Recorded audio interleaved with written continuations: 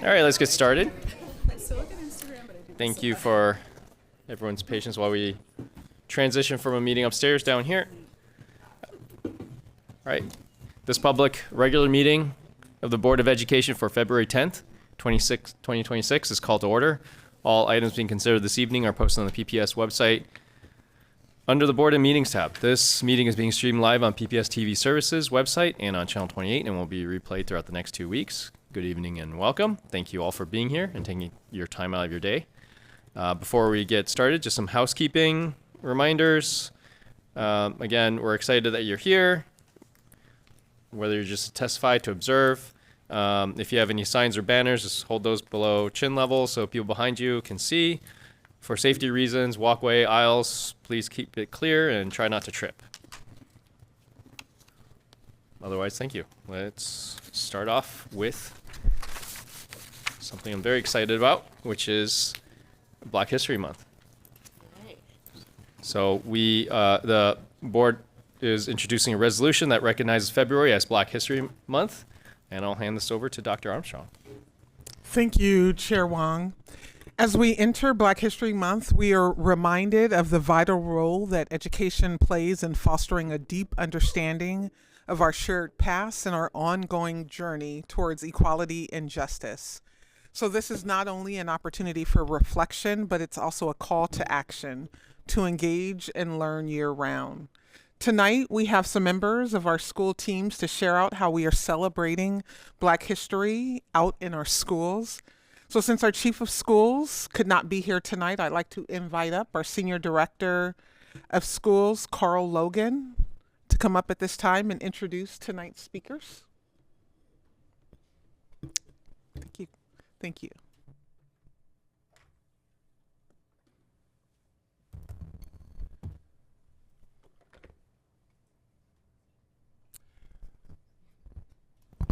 Good evening. This year marks 100 years since Dr. Woodson first elevated a single week to honor the rich history, culture, and achievements of Black Americans. That legacy continues today through the voices and brilliance of our students. Tonight, we are proud to be joined an exceptional team from Woodlawn Elementary School. Please join me in welcoming Principal Porter Lopez and Assistant Principal Tyner, who will introduce our remarkable Woodlawn scholars.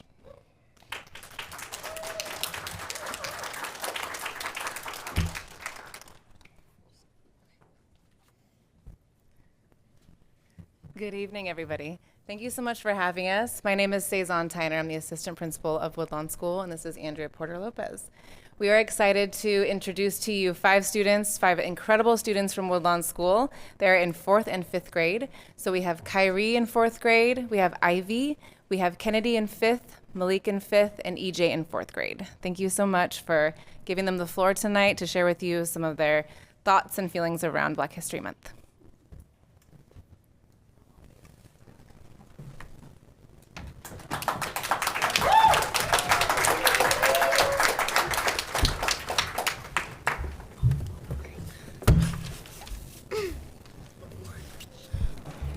Good evening, school board directors, teachers, families, and friends. My name is Kennedy, and we are here from Woodlawn School to celebrate 100 years of Black History Month being celebrated. Carter G. Woodson started Negro History Week in 1926 with the goal of fighting against ensure Black history in education. By 1970, it evolved into a month-long celebration and became nationally recognized by 1976. Black History Month is a time to honor the achievement, strength, and contributions of Black people in the United States and around the world. It reminds us that Black history is not just one month. It is a part of history every day. For 100 years, this celebration has often helped people learn stories that were often ignored or left out. Stories of leaders, artists, scientists, teachers, athletes, and everyday people who helped shape our country. Black history teaches us about courage, creativity, and standing up for what is right. I am Malik, and at our school, we learn about people like Dr. Martin Luther King Jr., who believed in fairness and peaceful change, and Rosa Parks, who showed bravery by refusing to give up her seat, which led to the 381-day Montgomery bus boycott. We also learn about inventors, writers, musicians, and scientists whose ideas changed the world. Many of these people face unfair treatment, but they did not give up. Their stories remind us that even when things are hard, our voices and actions matter. Learning these stories helps us grow as students and as people. At our school, we don't just talk about Black History once. We celebrate in many ways. My name is Kyrie. We have a Black History Month assembly, special guest speakers throughout the month, and lessons during our school day that helps us learn more. Black history and Black excellence are sprinkled into our learning, not just added at the end. We learn through reading, discussions, projects, music, and art. And there is so much more that helps us understand why this history matters. This helps us feel proud, curious, and excited to learn. Black History Month is also about celebrating culture, music, art, language, food, and traditions that bring joy and connection. These contributions influence what we listen to, how we express ourselves, and how we understand the world. I'm Ivy, and as Woodlawn Wildcats, we learn that diversity makes us stronger. When we learn about different cultures and histories, we become more respectful, thoughtful, and kind. Black history helps us see the beauty and differences and reminds us that everyone has something important to share. As we celebrate 100 years of Black History Month, we want to thank all of our educators who show up each day to help us grow, for prioritizing Black History Month every year and making learning meaningful for all students. We believe it is important to keep telling these stories and asking questions and listening to one another. When we do that, we honor the past and help create a future where everyone feels seen, valued, and respected. I am EJ, and together we thank you for allowing us to share this moment with you tonight. We are proud to celebrate Black history, not just this month, but every day.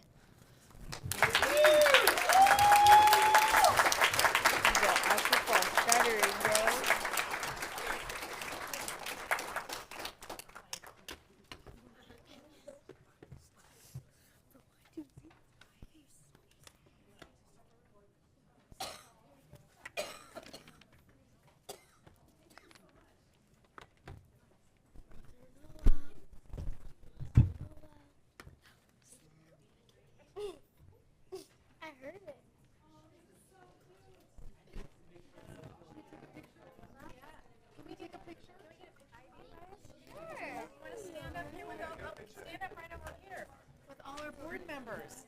Is that okay? Can we have a picture? Yeah. Yes, yes. Come on up.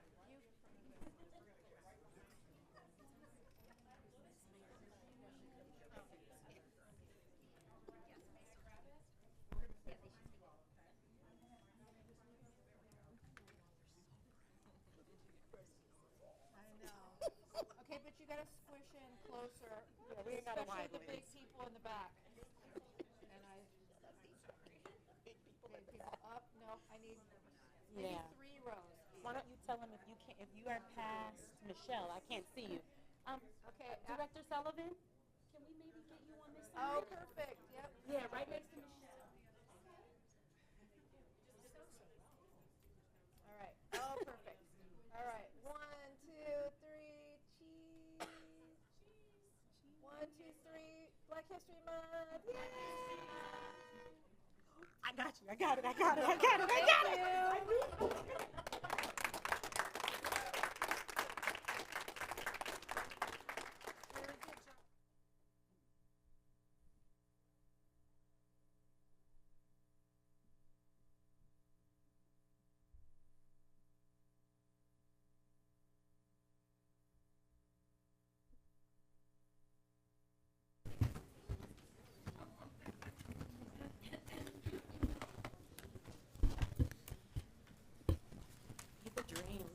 Thank you all. That was absolutely, I know. I was going to say there's nowhere to go but down from here, from that.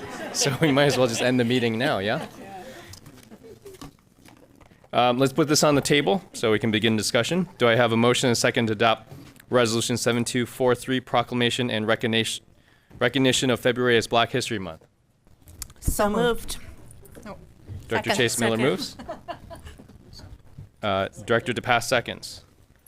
Any board discussion? We don't leave just yet. Oh, actually, board discussion.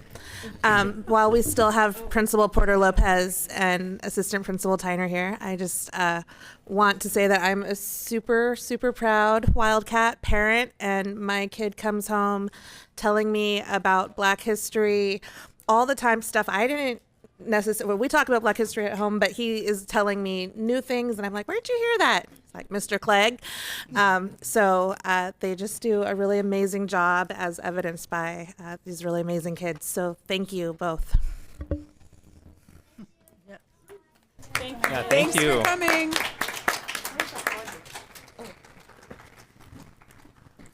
I won't talk much on this. I just want to highlight two things in the resolution. Two sentences that are very meaningful, and I just want to highlight. Under recitals, Black history is U.S. history. And the second one, as resolved, the Board of Education of Portland Public Schools supports the integration of African American history into the curriculum throughout the entire year, not just during February, in order to provide a comprehensive understanding of the African American experience in the United States. Our goal is one day that we don't have to have a history month because it's just part of regular history. All right, if there's no further discussion, let's move on to a vote. Oh, wait, do we have any public comment? I forgot to. We do not. Thank you. All right, the board will now vote on Resolution 7243, Proclamation Recognition of February as Black History Month. All in favor, please indicate by saying yes. Yes. Yes. All opposed? Abstentions? Student Representative Retorto? Yes. Thank you. Resolution 7243 is approved by a vote of 6-0 with Student Representative Retorto unofficially voting yes. Thank you. We did it. Yeah, that's it.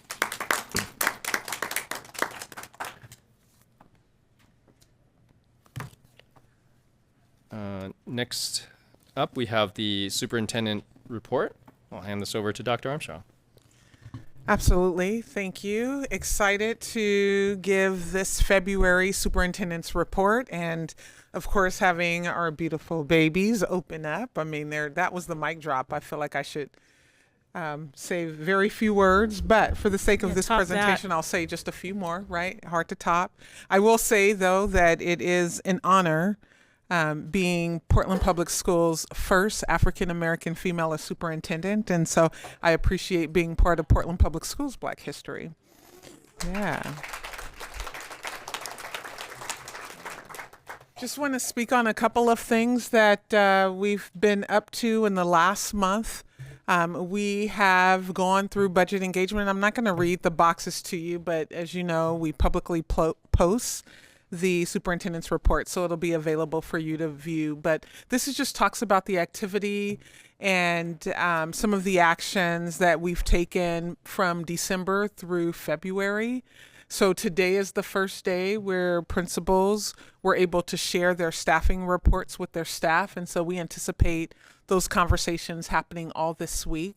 And I know we've said this many times, but I always like the opportunity to just pause and emphasize. It's like, whoa, we're having the conversations with school staff and we haven't yet as a board taken action on the budget.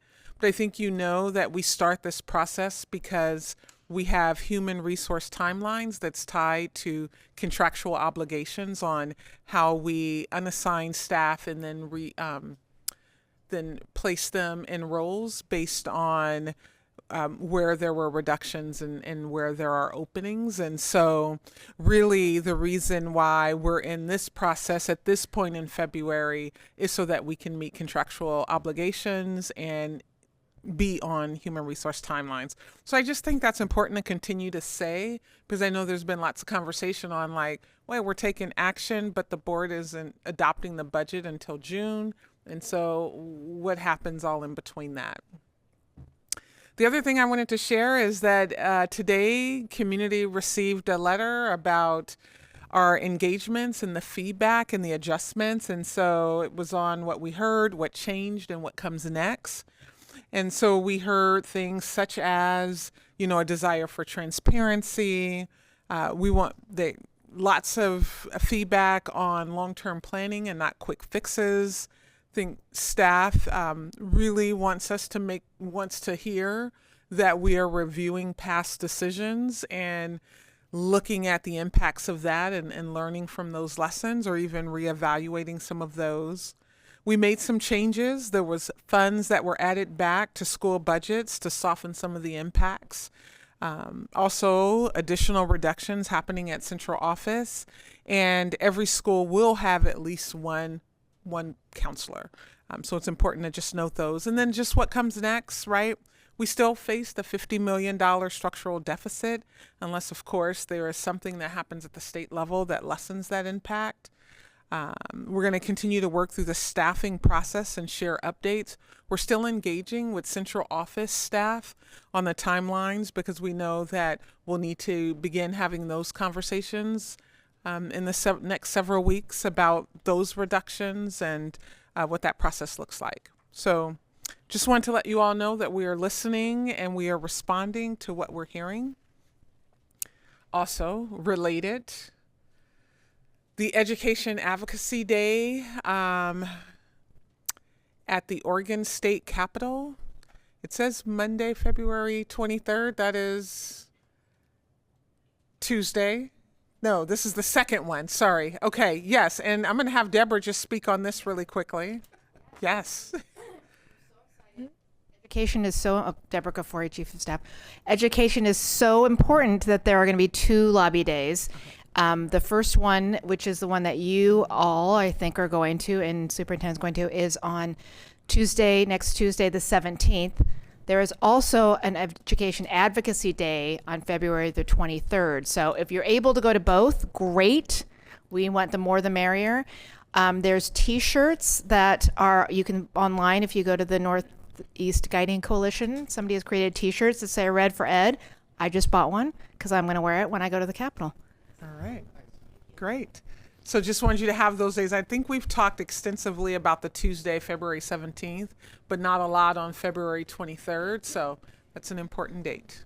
Can I just yes, say one thing? Absolutely. That important date that's organized by Community and Parents for Public Schools, as well as Oregon PTA. So I just want to give a shout out to the many parents who are hustling to have honest conversations about things like revenue reform and really leading the way, even like personally, because of their efforts, getting bills moved out of committee that normally don't move out of committee. So just want to give a shout out to those parents that are just kicking butt.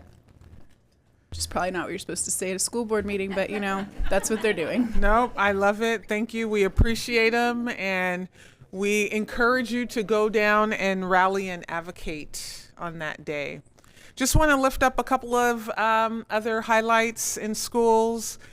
We took the top 3 spots at the Oregon High School We the People State competition. So that's Lincoln, Grant, and Cleveland. Super excited. Don't they look great? Thank you. So Literacy Readers on the Rise begins February 21st. And so you'll start hearing about the Lift Literacy campaign, encouraging reading across our city. And we look forward to sharing the events that will happen over the next couple of months. And we encourage you to follow along and participate as you're able and willing. Right. Just a bright spot. We have Wit and Wisdom. We have at Jason Lee Elementary, some kiddos engaged in Wonders in 2nd grade. And so we're just super excited to lift that up and also to show you this video on attendance.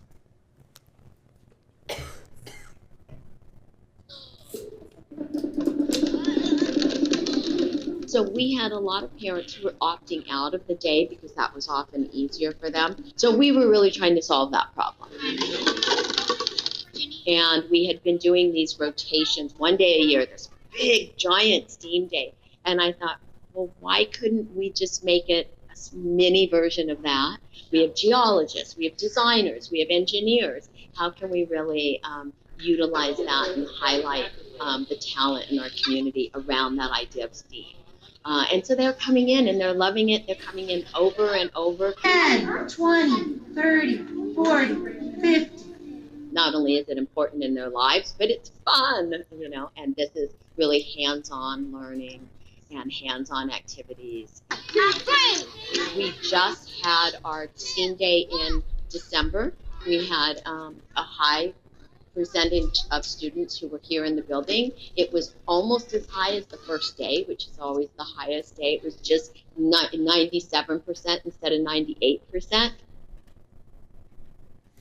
Super excited when we think about the ways that our principals are working to engage students, especially on those early release Wednesdays. So we appreciate that. And then, of course, as you all know, we've had a campaign, Legacies Are Made at PPS. And so it's always exciting to lift up a Portland Legacy member.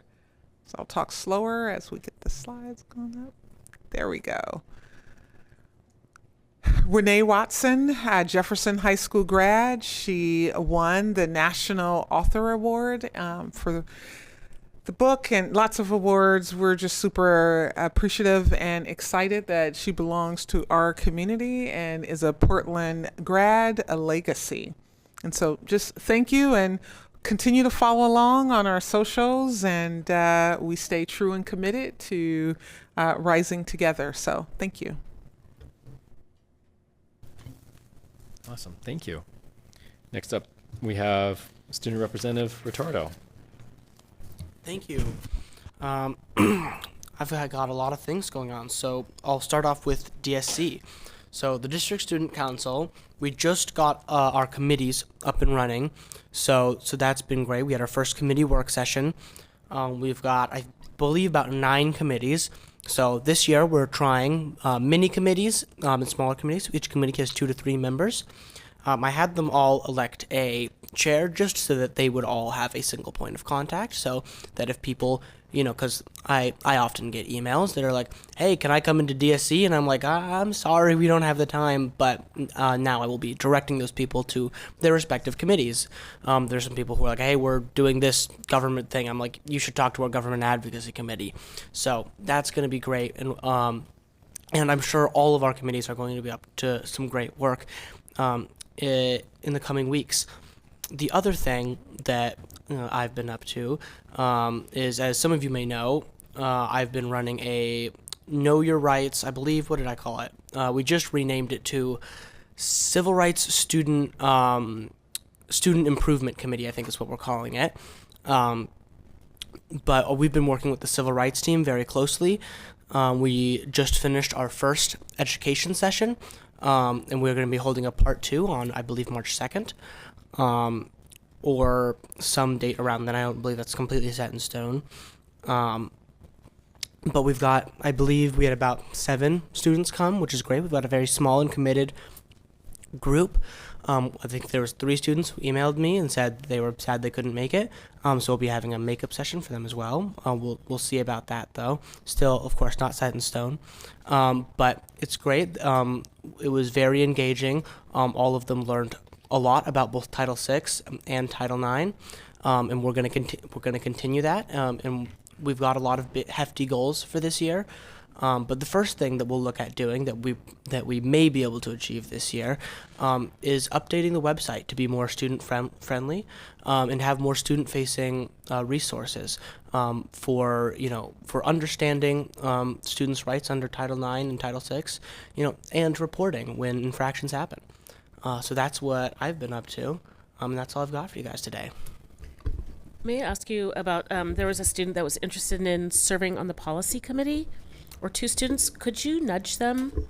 Do you know who I'm? Yes. Our next meeting is going to be on the 23rd, and it would be great if they could attend. Yes. Oh, that's the other thing. I believe I emailed. So I'm getting all the students on their respective board committees.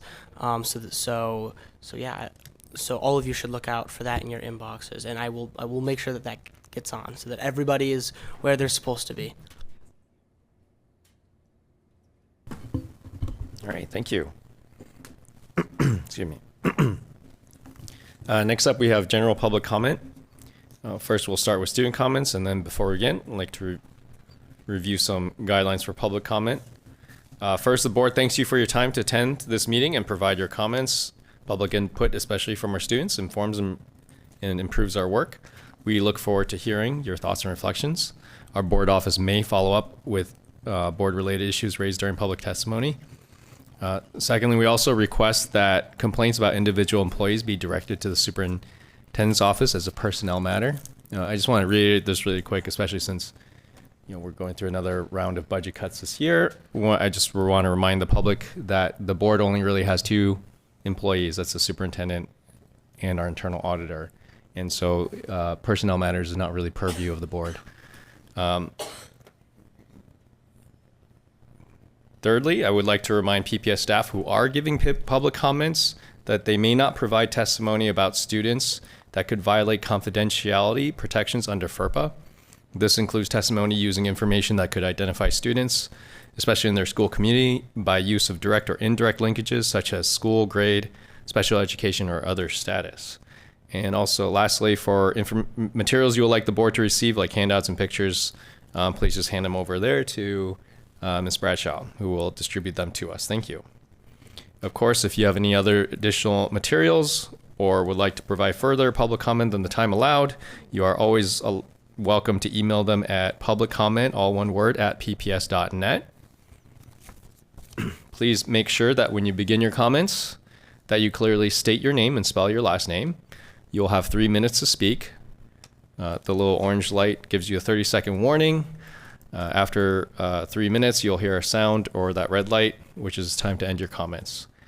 And let's start off with our students. Ms. Bradshaw, can you call them up? We do not have any students signed up today. Okay. Then I guess let's call up the others. Okay. General public comment. Okay. We have 2 in person. We'll call them first, and then we have 2 virtual tonight.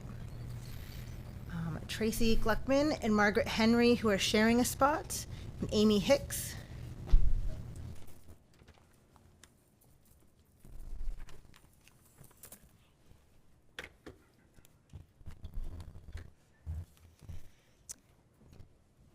Can we go ahead and get started? Okay. Yeah, you may begin when you're ready. Good evening, and thank you for the opportunity to speak here tonight. My name is Tracy Gluckman, Gluckman, and I'm here with Margaret Henry. We are both parents of first graders and are representing Dunaway Elementary's PTA Advocacy Committee. First, we want to thank PPS and the board for your recent support of the addition of a second grade teacher and a 0.875 FTE EA to our growing kindergarten classrooms. These resources were a necessary response to an urgent need. We are here tonight to advocate for a comprehensive staffing review that addresses a systemic flaw in how FTE staffing is calculated. The current staffing formula fails to account for class sizes across the entire school, allowing for schools to consistently reach the upper limits of class sizes across multiple grades, and in our case at Dunaway, at almost every grade level. This oversight disproportionately impacts some of our most vulnerable students, those from low socioeconomic backgrounds who often lack additional family resources to support educational outcomes. These children desperately need consistent, accessible, and focused support. While our teachers are extraordinary, there is a fundamental difference in impact between a classroom of 15 and a classroom of 30. This is a critical period for small group focused learning, and large class sizes make it impossible for teachers to provide the differentiated instruction that struggling students require. For these young learners, a 30-student classroom year after year isn't just crowded, it's a barrier to their right to a free and appropriate education. Historically, Dunaway has been a well-attended K-5 school with at least 3 classrooms per grade. Although total enrollment has slightly declined, our classrooms consistently push the upper limits of class sizes.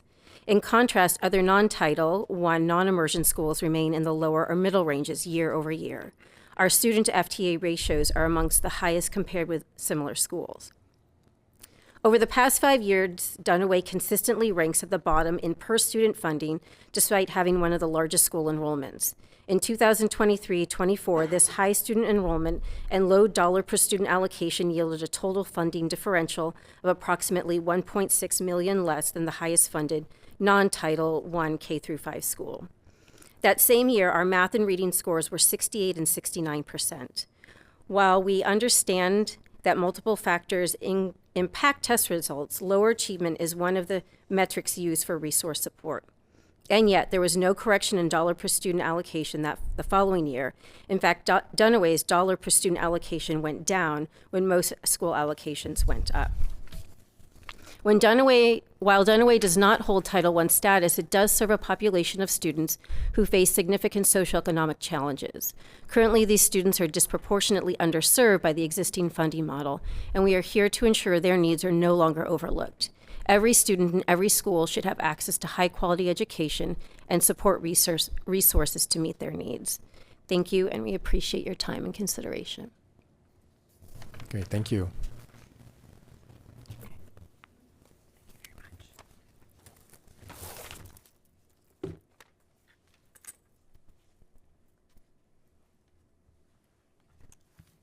Hello, my name is Amy Hicks, H-I-C-K-S. I'm a parent to 3 at Bridger Creative Science School, and I'm here today to help represent the 567 PPS parents, staff, and Portlanders who have signed on in support of safe indoor air for Oregon schools' science-based goals for working towards excellent air quality in PPS. I'm here to help share what families across PPS experience during flu season to help make concrete why adding these goals to our climate crisis response, climate justice, and sustainable practice policy is so important. One parent in a school lacking their second air purifier wrote, "My daughter missed a week of school recently due to a respiratory bug she picked up at school. Last week she missed 10 days of school due to respiratory viruses." Another family shared, "My children have missed 15 and 16 days respectively this school year due to viral illnesses contracted at school, almost exclusively respiratory viruses. At one point, 1/3 of the school was absent. PPS is always sending me automated messages asking how they can help improve attendance. I support the district taking district-wide action to give our students cleaner air and reduce virus transmission." From a middle school with classrooms lacking air purifiers or classrooms that have only one unit, classes are almost half empty with kids out sick this week. Not an exaggeration, 24 of 52 students in band. Another parent shared, "On Monday, my daughter said there were 7 of 29 kids in her science class. Today, she's home with body aches, fever, exhaustion, and nausea." A parent at one of the elementary schools that lack their second air purifier said, "I know of at least 6 families who have been hit with this terrible flu since the day before winter break in one classroom. My son fell ill the Sunday before Christmas, and we are all still sick. I'm headed back to urgent care today for the second time just in this illness for a ruptured eardrum from a secondary infection from this flu. My family had lingering post-viral issues for several months." Dr. Kim Matliff is going to share more about how the policy goals we brought to the policy committee respond directly to what teachers, students, and families live through. We can address repeated illnesses, lost learning time, and preventable absences by setting clear direction for healthier classrooms across the district. Thank you. Thank you.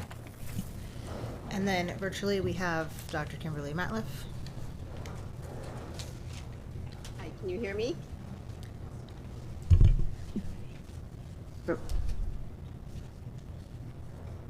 You may begin when ready. Okay. Hi, my name is Dr. Kim Matliff, M-A-T-U-L-E-F. I am a parent of students at Wells High School in Odyssey. I am also a biochemist and a senior research associate at OHSU. Today, I am going to speak to the importance of adding a district-wide goal of 6 to 12 air changes per hour in the climate and sustainability policy. The district's airflow reports are a critical data set, and the district staff were so forward-thinking to commission these reports and share them with our community. To support both safe indoor air for Oregon schools and PPS and our community district partnership, I have conducted data analysis by reanalyzing the district's airflow data for our PPS high schools. For the high schools that still have valid airflow reports, we pulled the report's main data tables into a master database, went through the reports room by room, fixing errors and calculating clean air when air purifiers are run at quiet speeds teachers can actually use. We know from these analyses that some of our modernizations have done quite well. Franklin and Grant meet the minimum clean air goals of 6 air changes per room in most classrooms, and adding 1 air purifier to those rooms pushes them above this minimum to 7, 8, 9, and higher. That gives these rooms an excellent mix of ventilation and in-room air filtration. Only a fraction of Franklin and Grant classrooms need 2 units to meet a healthy level of clean airflow. We also know from these analyses that some of our modernizations have resulted in schools with poor ventilation. McDaniel and Roosevelt need 2 air purifiers in all classrooms to achieve the same kind of distribution of clean air that Franklin and Grant achieve with 1. When we don't set measurable goals for ventilation and air filtration, the outcome is exactly what families are describing. Classrooms half empty, repeated illness, missed school. Unequal impacts on students who can least afford more absences is exactly what we expect when clean air is uneven, insufficient, or left to chance. The board already knows the power of numeric goals. The board sets direction with measurable goals for 3rd grade reading, 5th grade math, 8th grade, and post-secondary readiness and graduation. Indoor air quality is no different. We need measurable goals for air quality added to our climate and sustainability policy. We need these goals to keep us focused on the right problem, healthy classrooms for every student every day, so technical decisions don't drift toward the wrong target. Thank you. Great, thank you. I believe we have one more. We do. Alexander Kratch.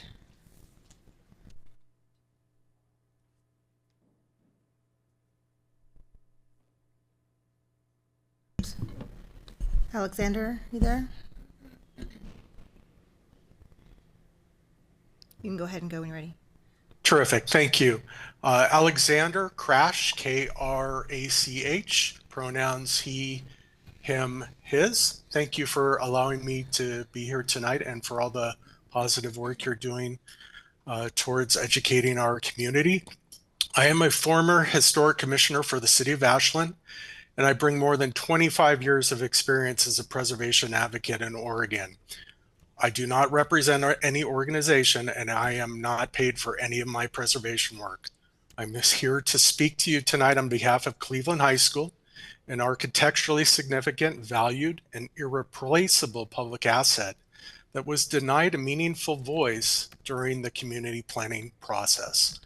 I'm deeply concerned by a process that appears to have been shaped by bias, misinformation, and withholding of critical information from the public.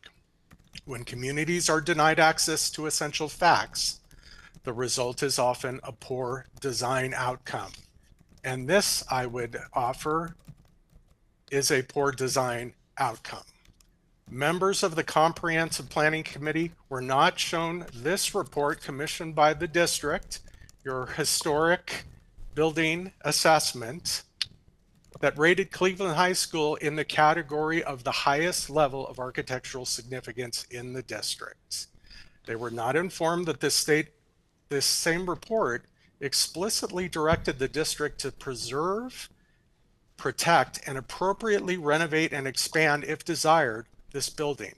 At no point did this report recommend demolition. The public deserves to know why this information was excluded.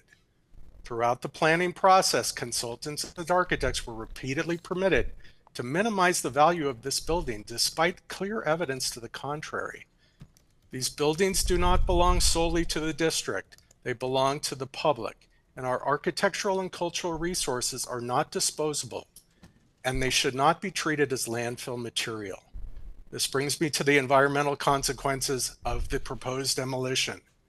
Demolishing Cleveland High School will release the equivalent sequestered carbon of cutting down 55,000 trees at 10 years of growth. That represents nearly 17% of every single street tree in the city of Portland. It is also equivalent to driving a vehicle 8 million miles. This conflicts directly with your own climate crisis response policy. And there is a well-known principle in design that states that the greenest building is the one that is already built. Demolishing this school will impose environmental harm that, depending on who you talk to, may take 10 to 80 years to offset. I have taken steps to bring national attention to this issue, and I did so last month. In about 1 month, this particular project will come into the national spotlight. I do not want this district to become a case study for how not to conduct a public planning process or how not to steward public resources. You don't have to proceed down this path. There is still time to correct the errors that have occurred, but once the building is destroyed, that opportunity is gone, and so is a measure of public trust and political capital that you will find difficult to regain. I urge you to review the recommendations provided in your packets tonight. Sorry, if you can please finish up. I don't know if you heard the timer. Oh, I did not. I'm sorry. I urge you to recommit to transparency and accountability. The public expects it and our students deserve it. Thank you. Thank you. Sorry about that. I lost track of time too. Do we have union partners signed up for comment today? I don't think so. Okay, so we don't. There's nobody on the. Just want to double check any union partners signed up for today. Great.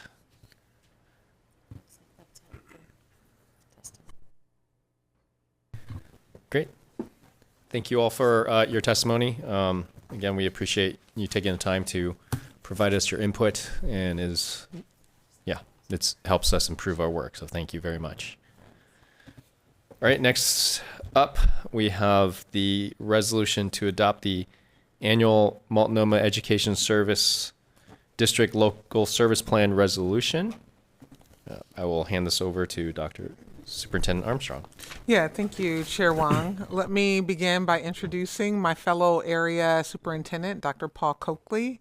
I've asked Dr. Coakley here tonight to share with you an overview of how we partner with MESD and to provide some information about the service plan you're being asked to approve this night. So I'll turn it over to Dr. Coakley to introduce his counterpart and begin his presentation. Great, thank you. Good evening, PPS board members and Superintendent Armstrong. Thank you for having us. I'm Paul Coakley, Superintendent of Multnomah Education Service District. And I know I've had an opportunity to meet several of you, but also my parents were, they both worked in Portland Public Schools. My mom's a kindergarten teacher for 30 years. She retired from Vernon. And my dad was a principal in Portland Public at Harriet Tubman and Roosevelt. And I started my career in 2021 at King Elementary as a second grade teacher. And I'll let my assistant superintendent introduce himself. Hi, I'm Sasha Perrins, and I am the proud former principal of Jason Lee School. I was happy to see that tonight. So I think we have you guys have your PowerPoint. So today we are here to provide you with a brief overview of our local service plan, which we call the LSP. The 2026-27 Multnomah Education Service District LSP outlines comprehensive and collaborative approaches to supporting our component districts in the Multnomah County area across 5 different areas: instruction, health, student services, technology, and administrative operations.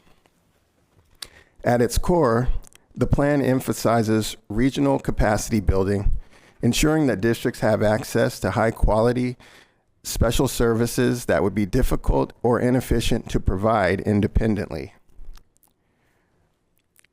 From alternative and therapeutic education programs to outdoor school, migrant education, and college and career readiness, the LSP reflects MESD's commitment to meeting students where they are and expanding pathways for engagement, recovery, and long-term success.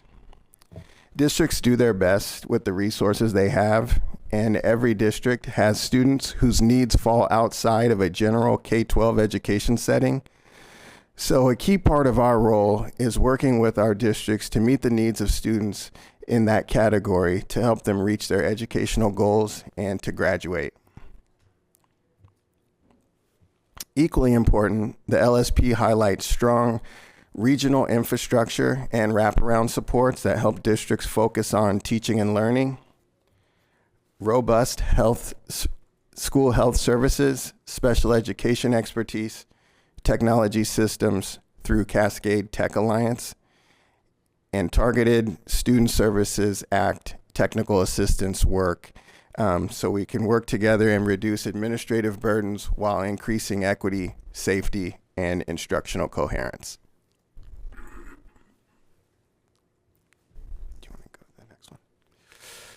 So this slide gives a breakdown of our service plan and our programs regionally.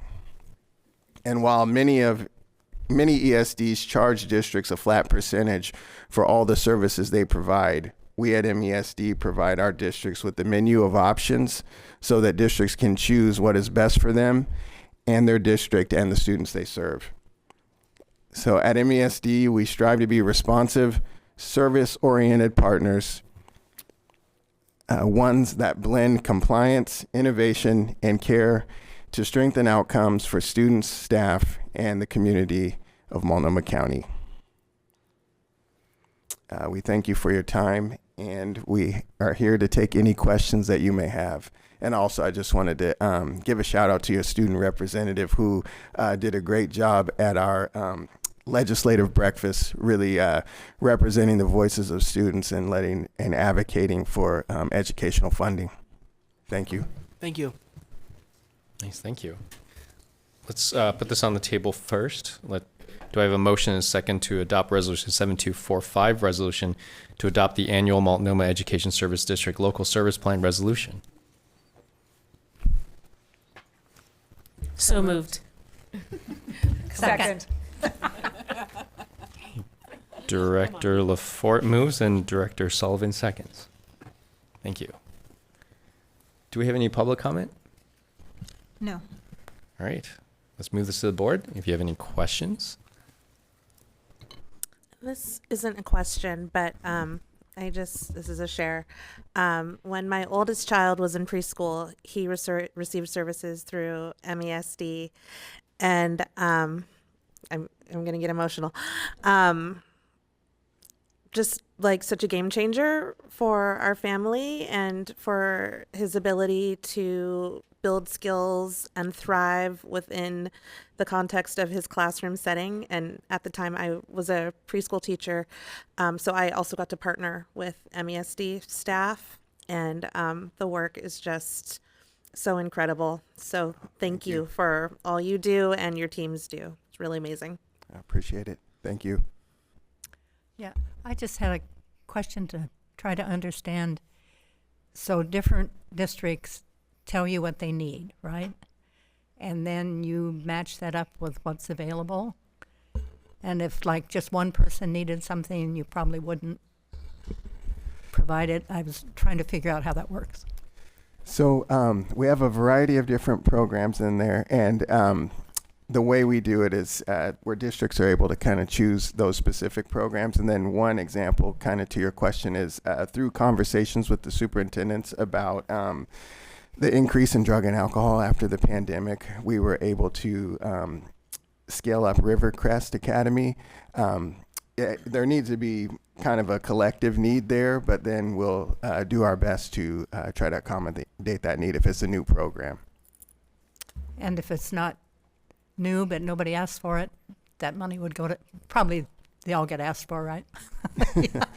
Yeah, there's a lot of different Nobody's services left that out. you'd be, it's a huge menu of options. So hopefully we would find something to meet the needs of that student or try our best to.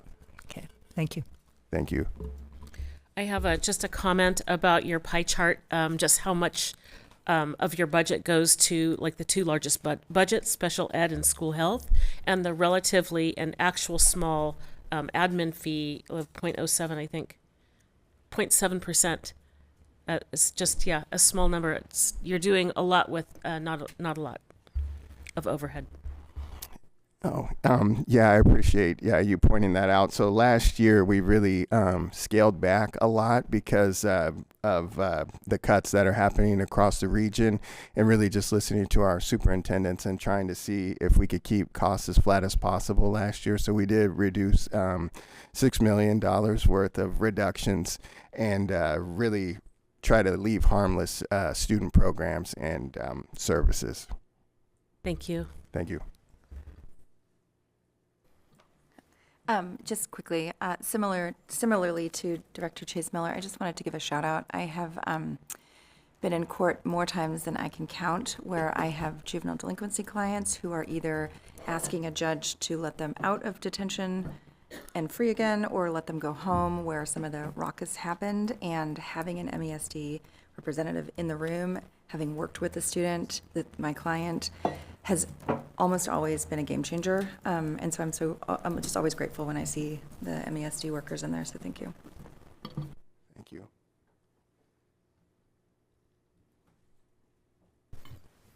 Thank you. Well said. Everyone. All right. If there's no further discussion, let's move to a vote. The board will now vote on Resolution 7245, resolution to adopt the annual Multnomah Education Service District Local Service Plan Resolution. All in favor, please indicate by saying yes. Yes. Yes. Yes. Opposed?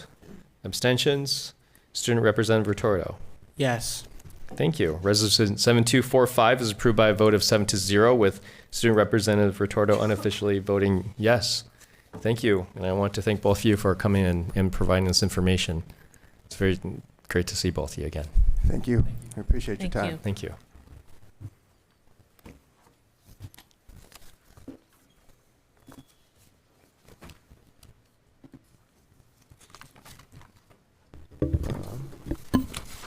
We're on the calendar, correct? All right, next up we have Resolution 7246, adoption of the 2026-27 school calendar. I believe I hand this all over to Dr. Armstrong. Yeah, absolutely. We know that families are anxiously waiting the dates so that they can plan their life. And we are excited to share the details of our recommended calendar for the 26-27 school year. We have our Chief of Staff, Deborah Kafori. And from the Office of Teaching and Learning, we have Dr. Philippe Histich. Good evening, directors, Student Representative Retorto, and Dr. Armstrong. My name is Deborah Kafori. I'm the Chief of Staff, and I am here tonight with my colleague to ask for your support for the proposed 2026-2027 school year calendar. We are pleased to bring you this proposed calendar after extensive feedback from building administrators, PAT, Portland Association of Teachers, and PFSP, Portland Federation of School Professionals. The proposal before you attempts to preserve or maximize uninterrupted whole weeks for instruction. It aligns with other local school districts' first week of school. Just for example, Beaverton starts on August 25th, and Hillsborough starts on August 31st. It balances the days within each quarter and within each semester. It aligns with the requirements in various bargaining units contracts. It adjusts the staff meeting dates to be more responsive to educator needs in the beginning of the year, moves early release days to be consistently on the third week of each month. It also incorporates feedback that we received from PAT and PFSP into the work year calendars, bell schedules, and testing schedules. And if inclement weather does occur, this allows for students to have makeup days within the final week and not roll over into the next week, which could threaten low staff and student attendance. Stakeholders have shared that starting this year with a shorter week will be a good way to ease students into their routines. So with that, I'm happy to answer any questions that you may have. All right, let's put this on the table too. Do I have a motion and a second to adopt Resolution 7246, resolution to approve the 2026-27 school district calendar? So moved. Director Split moves, Director DePass seconds. Thank you. Board discussion? I'd just like to say that I saw a lot of things that we talked about last year put on this calendar. Seems like you answered a lot of the questions before bringing it to us. I just really appreciate that. Thank you, Director Sullivan. I hope from the list that I rattled off, you realize the kind of Tetris moves that takes to get this calendar together. I was going to say the same thing. I also know, and I don't think I heard you say, that the religious calendar plays into more and more the decisions we make. But I mean, personally, I would love to have a 3-week longer school year. And I understand that there's bargaining units. Not everybody loves that idea, particularly teachers that need the break. But yeah, I appreciate the balancing act that I've seen over the last 3 years in particular. Thank you. I also appreciate the balancing act. I'm hoping you can speak to, I know this is a balancing act thing, but I remember hearing a lot about the pre-Labor Day start dates back at the beginning of the current school year. So while I appreciate it's the balancing thing, can you speak a little bit to that piece specifically for those watching who are really hoping to start in September? Sure. I think I appreciate your question, Director Chase Miller. I know that this has been something that we've looked at, and it's come up every year when there's heat-related incidents. People talk about, oh, if we only pushed it forward. Well, we did look at average temperatures, and actually moving it forward past Labor Day doesn't dramatically reduce the chance that we're going to have a heat-related day of closure. And also, as I talked about, we really tried to look to make parity with our neighboring districts. It's really hard if you're a teacher in Beaverton and your kid goes to PPS and they start 3 weeks or 2 weeks later. So while that was taken into consideration for a lot of reasons, it is, as I said, a real balancing act. Also not wanting the school year to go too far on the opposite end, and so have it go way into June, again, different from our neighboring districts. In fact, I also want to add to that, answer that question. I think the other exploration that we also did last year and years before was moving it later also means going later in June, which then you have that heat problem again, just on the other side. And then the other thing is also scheduling in terms of like when the quarters, in terms of high school, when the quarters end and stuff like that. When push packs Labor Day, it always ends on really kind of an awkward time. And I think there's, again, it's like a really messy jigsaw puzzle.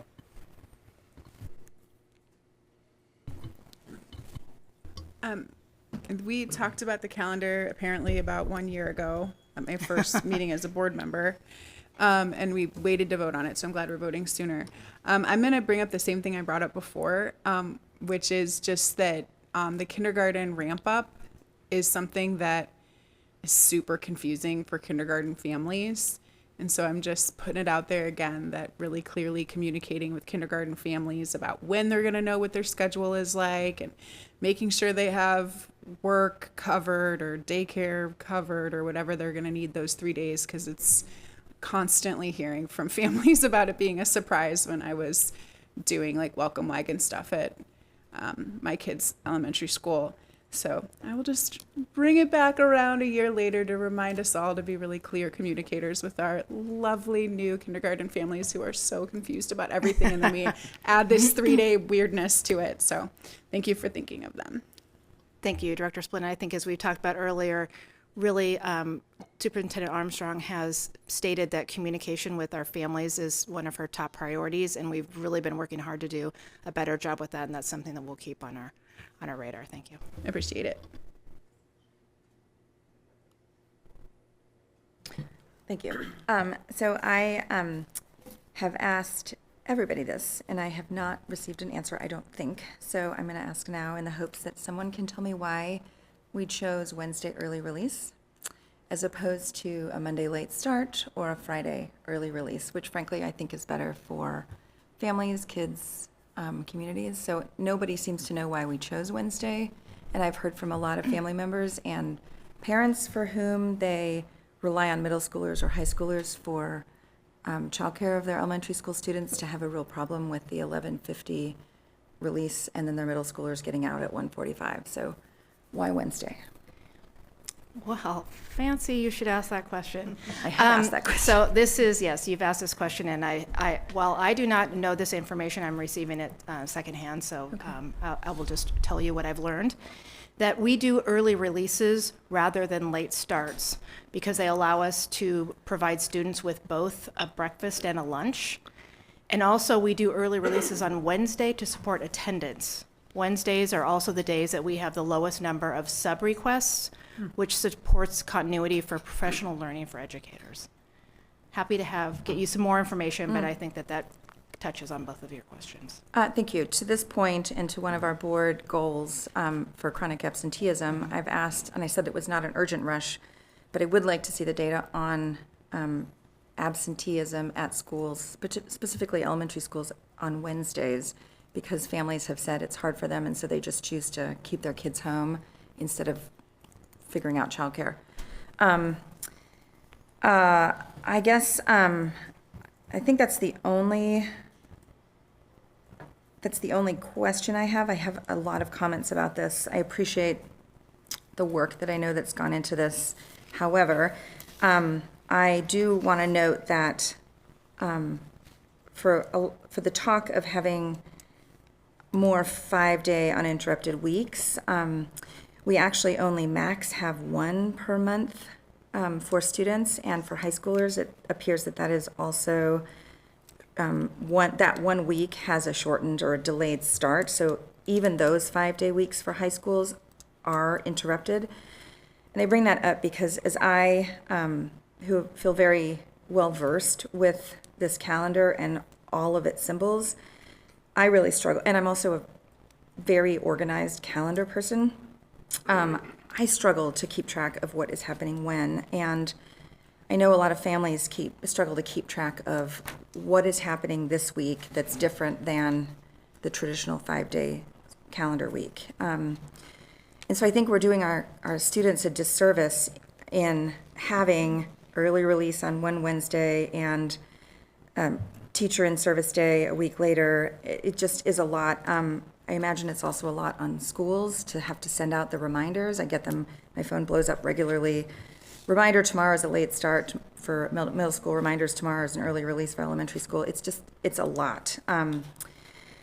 And so I have concerns with us continuing to do that, and I appreciate that the attendance for subs. I really appreciate the breakfast lunch. Thank you for that. I think that's really critical for students who need breakfast. And so I get to bring that back now to families who are asking why, because Wednesday is hard. I also want to note for October, for example, there are 22 potential school days, and our students get 3.5 that are not in school days, which doesn't sound like a lot until you start doing the math, and it ends up being, I think, and I'm not a math person, about 17%. And so when we sit with that number, it seems much bigger than 3.5 out of 22. And so I just loop that all the way back to consistency of learning, consistency of being with their teachers, what we're trying to achieve as a district, and recognizing that all of our months are, they're 3.5, January 3.5 out of 20 days, April 2.5 out of 22. It's just that every month we are missing out on significant learning time. I am really concerned. Normally we start the Tuesday, Wednesday right before Labor Day. Labor Day is later this year. We are now starting the Wednesday 10 days before Labor Day to try to sync up to Beaverton and Hillsborough. We have an extraordinarily dry winter, and literally everybody is forecasting that is going to be very dangerous for the fire season. And so I'm concerned about starting in August at the same time. Not only do we have the heat index to worry about, but potentially very, very smoky August based on what we're seeing out in the winter. Also, it sounds silly, but I think it's really important. Portland has an extraordinary event that happens at the last weekend of August, and with Labor Day starting later this year, we are going to be putting students in school when Hood to Coast is happening. And tens of thousands of people participate in Hood to Coast, and I know that tens of thousands of PPS families participate. And so I foresee that we will be asking parents to decide, do they send their kids to school because they've signed up for this thing that they do every year and they've done since they were 17. And we're going to be conflicting with something that is really, I don't know, it's very important for Portlanders to do Hood to Coast and for families to get to watch their loved ones. So I do note that because I think it's important. What else do I have to point out? I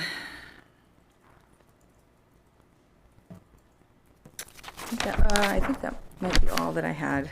So I'm just worried. I know that we are working with, I know that we're working with limited funds and we're trying to figure out how to make everyone happy. But when it comes down to it, I have concerns about how many, this is not a regular school day and how that affects our kids getting to school. Because not every kid has an involved parent who can wake them up and get them where they need to be, and aware that something is starting later or ending earlier, or so yeah, I would love to see us starting the week after, not even the week after Labor Day. Although I will say, I meant to say this, I think it's Wisconsin and or Minnesota and a lot of other states have actually by law decreed that schools cannot start until after Labor Day because they recognized an increase in their economic activity within the state when schools started after Labor Day because people still had an opportunity to travel. And so I guess I would ask you to look into that because I have seen data on states doing that because they see the benefits of to their economy in their state. So those are all my those are all my thoughts, my reasons for having a lot of concern. I will reiterate, as I've said to everyone who will listen, I still think that our elementary schools, even the ones that started at 8 o'clock before the change, I still think 7:52 is too early for a bell for little kids. Other states, a representative told me that one state has actually mandated that schools never start before 8 o'clock because they recognize the brain science and the challenges of getting up so early. And so I guess I'm, We don't have any schools that start before 8. Every elementary's first bell is 7:50.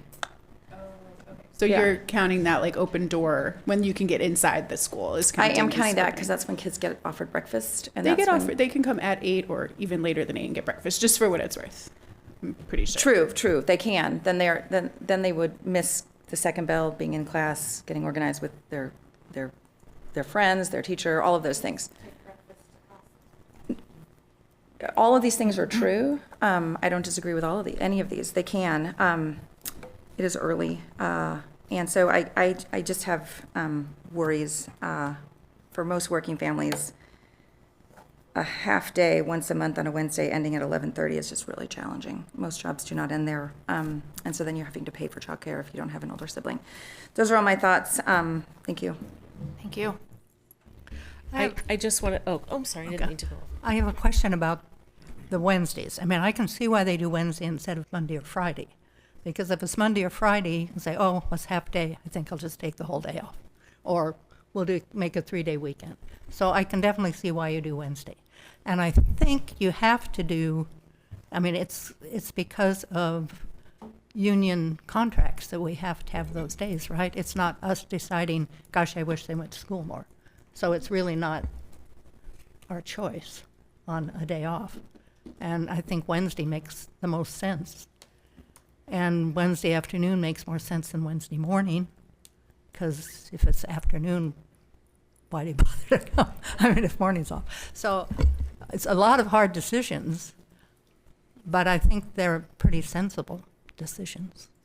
Kind of the only ones you can make that make the most sense to me. I want to say I can't speak for thousands of families in Hood to Coast. I've never done it, but I was a single mom. I made breakfast every day, and I think I got my kids to school late one time in 16 years. So it can be done, and I'm also privileged enough that I could have some flexibility in the morning.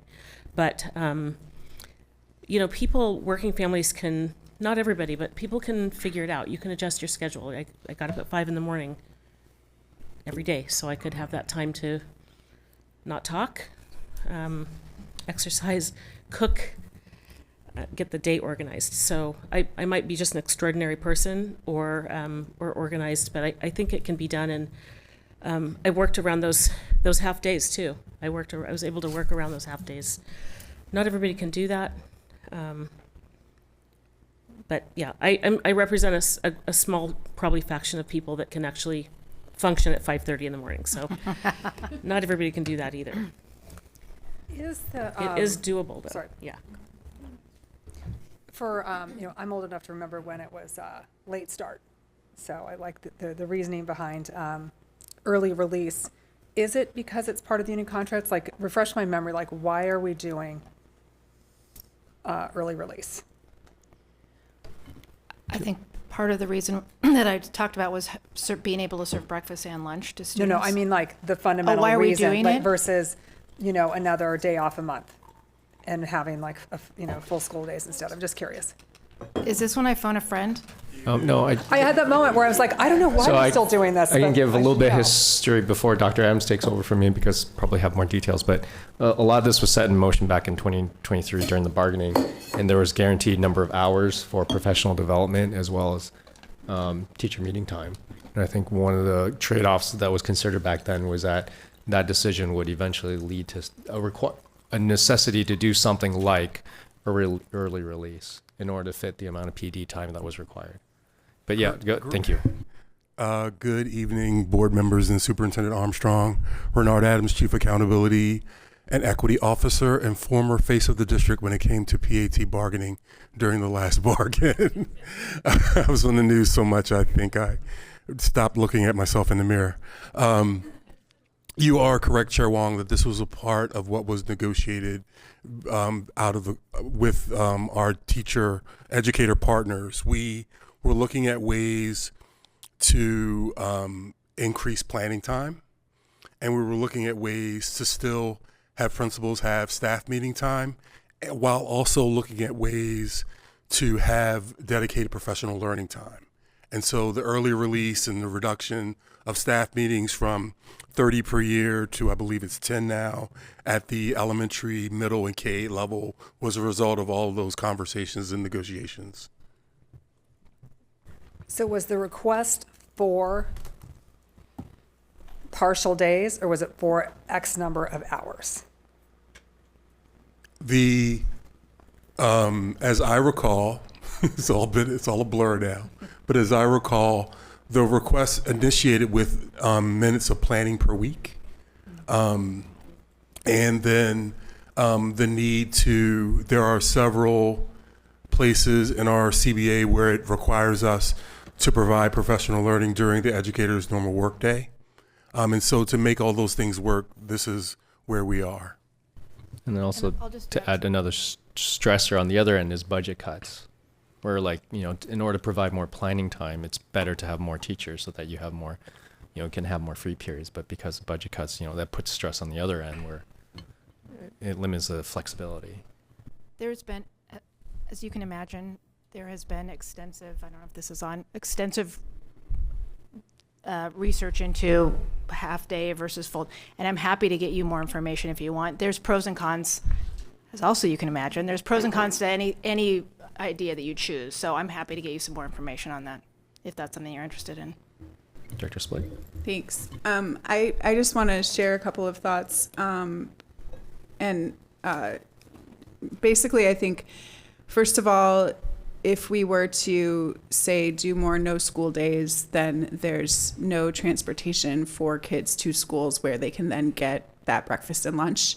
So that same argument for doing it earlier in the day so they get breakfast and lunch versus just lunch, it's also a day where they go to school and get food that they might not get if they were home. So I just wanted to throw that out there as another reason why getting them to school matters. I also just want to say, I struggle all the time with mornings. I'm not a morning person. I think you are a unique person. We have figured it out. I used to take my youngest one to daycare at 10 because that was what was happening for us. We have gotten ourselves, after all these years, waking up all at 7 and getting out the door at 7:45 and walking to school like clockwork, and we figured it out. But it takes a long time, and I'm not saying, but I realize it's a struggle for every family, and every family is different, and every kid is different, and their needs are different.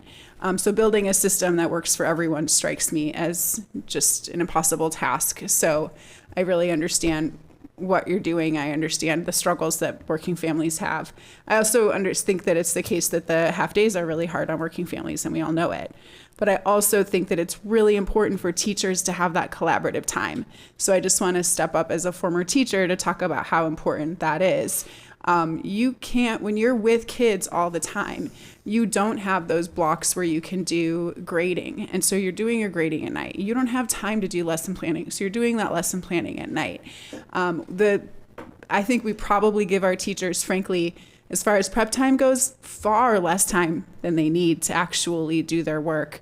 And I know that in the end, they get the nice long breaks, and that's a real pleasure, and it all kind of comes out in the wash. But I think that their time together where they can meaningfully collaborate and the work time that they get is really important. And so I just kind of wanted to give a shout out for that.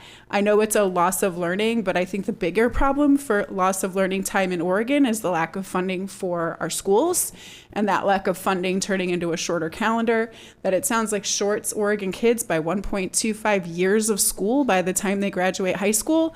I'd say that's the bigger problem than like the nuances here in our particular calendar. So I just wanted to thank you for your work, hear what Director Engelsman is saying, and also just say that I get that we're doing kind of the best we can with a kind of impossible puzzle, and just kind of want to shout out to me the larger problems there, and also just remind us all that our teachers asked for that time, and we gave it to them in bargaining, and I'm glad we did.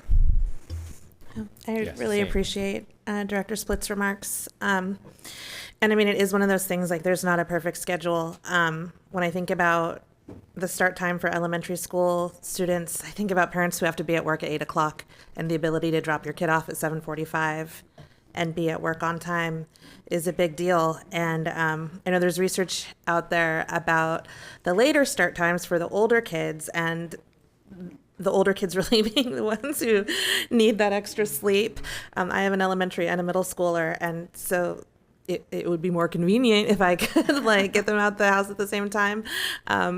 And, you know, I just appreciate the challenge of balancing that and the thoughtfulness that goes into that. I really appreciate the decision making around doing the half days so that kids are getting their breakfast and lunch at school. It's an imperfect system, and we're balancing a lot of challenges, but that to me really speaks of a kids first perspective, and that's how I always want us to be making our decisions. So thank you for that.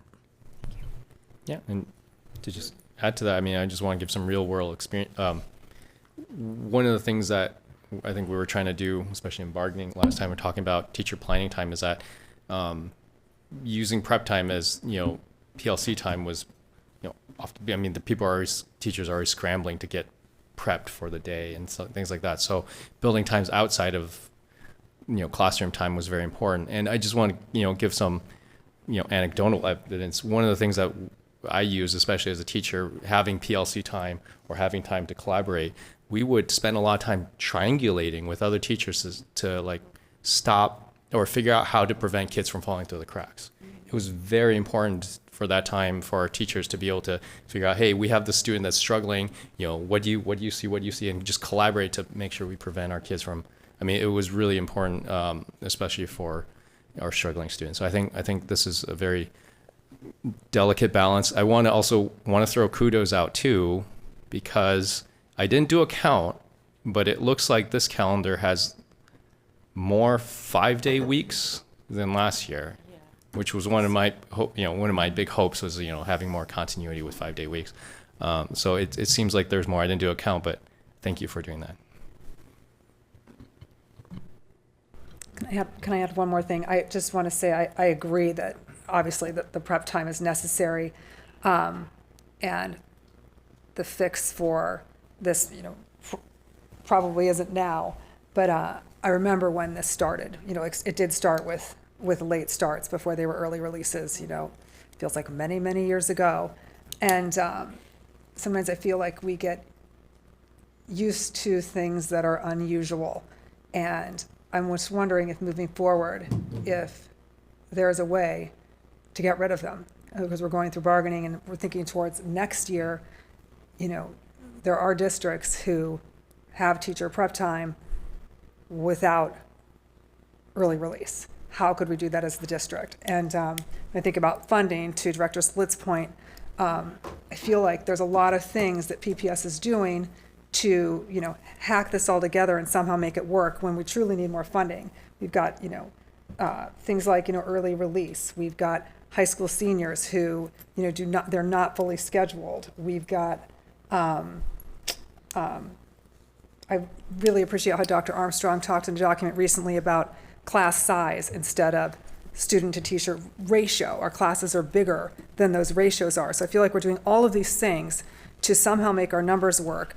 And I would love for us to figure out what we would need to incorporate planning time without the early releases, to fully schedule our seniors, to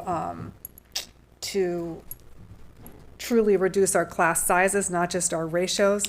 When we're asking for funding, I know that I'm the kind of person who really likes the real world examples of, how we're being shorted versus we're giving you a lot of money and things should just be working out. When I see a list of things like this cropping up, it's something, you can sort of understand it. So I would love to see those go away.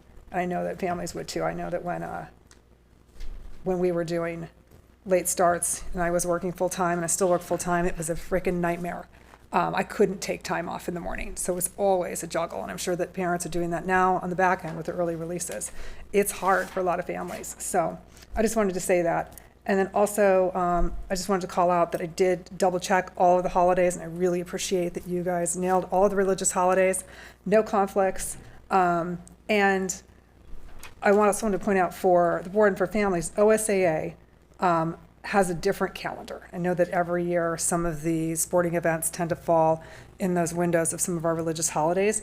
Are there ever conversations between PPS and OSAA you're like, yes. Is there anything we can do as a board to help You could probably send them a letter. I mean, happy to help work on that if that's something you guys want. I think that would be a really good idea, because it just seems like there's always something falling during one of the religious holidays that students have to miss, and it's easily avoidable. So, thank you. Those are just my comments. If I may, I want to offer just one piece of clarification. I don't want President Bonilla blowing up my phone in a loving way. The early release time, teacher planning time was one of the factors that we juggled during the bargain around how to maintain and how to increase teacher planning time while not giving up any of the principal's admin directed time. So to Chair Wong's point, planning time and PLC time are very different. Planning time as an educator is my time to plan. PLC time is considered to be directed by the administration of the building. And so I just want to be clear that our early release days provide more provide some admin directed time. And then we created or added grading and planning days to the calendar via the contract as well, to make sure there were separate days for those two things. I guess I'm just wondering how much more money we would need to probably lengthen the school year to accommodate that in a way that doesn't involve early releases for students. Understood. So, yeah, I'm not saying get rid of it. We obviously need it. And I'm just wondering how other districts do it. I have and maybe not in Oregon. Suggestion that I've brought up in a couple of different spaces. There's a school district, I think it's Nashville, and they do, when they present their budget for the year, they also present their ideal budget. So, if money wasn't a thing, what would our budget look like? How would we be resourcing our schools? And they present them together so they can say, this is what we're able to offer, but this is what we would like to be able to offer. And I think what you're talking about is a great example of something that would fit into that, because ideally teachers would have the time they need to prep and to collaborate and do all of the things. And we wouldn't be carving up days and like doing this maneuvering. I don't think it's ideal for anyone. And it would be really great to be able to take something like that to the legislature and say, like, this is what we're working with. Dr. Armstrong, you. how could we facilitate something like that? I think that would be a conversation that I would need to have with the finance team, and just want to know what you all's expectation is. That something that you want to see in this budget cycle, or is this something to plan for? But we can certainly have a conversation about it. Yeah. Maybe at our next work session, we could talk about like what are the things we want to see. Like maybe it's a list of just a few things like getting rid of early release. If we required that every high schooler took 6 periods, 7 periods, regardless of whether or not we're hitting 80% overall for Division 22, how many teachers is it? How many educators is it? I'd love to know. And because we can actually assign a number to that and turn around and tell the legislature, Okay, here's noted. the disaster we're dealing with. Right. Well, I think that's a good idea. Although we are at time, and I just had know one- that the conversation kind of drifted Yeah. to the budget. I want to kind of keep this back on the calendar. Yeah, just one quick question. So the after-school care must be always available on those half-day Fridays, or I used to have half-day Fridays when I taught, half-day Wednesdays.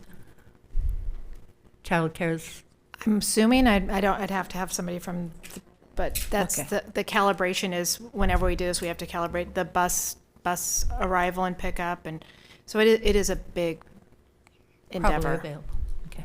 Patty, I don't think it is. I mean, my kids go to Sun and they just come home on early release days. Yeah, that's Sun what I was is gonna say. different. Not every school has. I mean, there After-school might care. be some in-community childcare, but YMCA serves something like 25 schools in PPS. I might be exaggerating. They serve a lot of schools in PPS, and they stay open And for what it's Champions. worth. We'll find out that And information and get Champions back to does you. too. fee-based Thank you. So programs. fee-based programs maybe stay open, and Oops. So I love, Director Chase Miller, that you have said this in other spaces. This is part of the problem with the open meeting laws. I haven't heard you say that. I now heard you say it. And I think in September asked you and emailed you and Dr. Armstrong and Michelle Morrison directly asking for an ideal budget. So there are now 3 of us that are thinking like this, saying we need to be presenting to the legislature. It's time.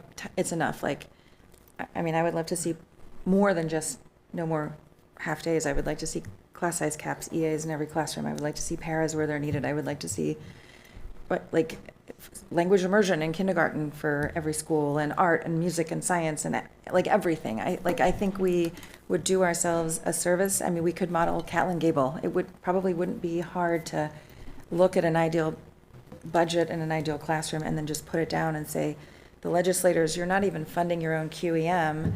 You're going under that. And I've often asked, what's the opposite of quality if you're not giving us quality? But we need to be up here to get what people are looking for. And so I would like at the next work session to have a conversation and see whether we as a board, I don't know when it would be. Actually, if I could actually postpone this conversation Absolutely. and let's put this at the end Yeah, towards a because, future but I do topic. think it's all, to someone's Because I point, think- like their calendar is because of our budget. And Exactly, so I right. think it's all linked. I think this is worthy to talk, so Yeah, we'll talk about yeah. this at the end of the board meeting. I have again. a question. The I see double it. star, the double stars, I realized I read through all the materials and I meant to ask this. The double star is noted as 10 60-minute staff learning times for K-5, K-8, K-12, and middle schools. But are they late start, early release? What are they? When is that 60-minute? And is that, I mean, that's another time when it's not the regular bill? No, the staff meeting time doesn't impact Oh. the school bell for students. So when will it happen? What will the students be doing? The when staff is- meeting times after the school day. Oh, okay. So the days where there's two stars that denote staff meeting for all schools and 1 star, which are just for high schools, are happening after kids have left. Staff are staying for a meeting Yes. that. Oh, that's fantastic. Okay, I did not realize that. That's great to see. Okay, thank you. You're welcome. Okay. Ms. Brashaw, is there any public comment? No. All right, thank you. Let's move to a vote. We're now voting on Resolution 7246, resolution to approve the 2026-27 school district calendar. All in favor, please indicate by saying yes. Yes. Yes. Yes. All opposed? No. Abstentions? Student Representative Retorto? Yes. Thank you. Resolution 7246 is approved by a vote of 6-1, with Student Representative Retorto unofficially voting yes. Thank you. Thank you. Right. Next up, we have the resolution. Yeah, and also thank you for allowing me to postpone that discussion for later. I just want to, I want to move on because we have some people who are here to talk. I want to make sure they get home at an early enough time. So now we will move to a resolution to approve the exemptions required to required instruction time. I'll hand this over to Superintendent Armstrong. Yeah, thank you, Chair Wong. This item is directly connected to the first item on the calendar. And so this is about the instructional minute exemptions that is tied to the calendar that was just approved. This is routine, but this is a routine and required step to make sure our calendar fully meets state instructional time requirements. Approving these exemptions alongside the calendar allows the district to meet all required instructional minute or instructional time thresholds for the 26-27 school year. And so we have the team still before you, and they will present on this item. Thank you. Thank you, Dr. Armstrong. Thank you, Board Chair Wong, Board Directors, Student Director Retorto. My name is Filip Hristic. I'm proud to serve as the Senior Director for Secondary Academics. Tonight, I want to briefly review the instructional minutes exemptions connected to the proposed 26-27 calendar. These exemptions will help ensure compliance with state requirements while maintaining existing programs. We're not proposing any changes to bell schedules, instructional models, or program design. The first exemption relates to parent-teacher conferences. State rule allows districts with board approval to count up to 30 conference hours toward required instructional time. PPS has historically counted conference days this way, and the proposed calendar assumes this practice will continue. Specifically, we're requesting approval to count up to 18 hours of parent-teacher conferences as instructional minutes. This approach aligns with state rules and is also required under PAT collective bargaining agreement, which specifies that parent-teacher conference days are included in instructional minutes.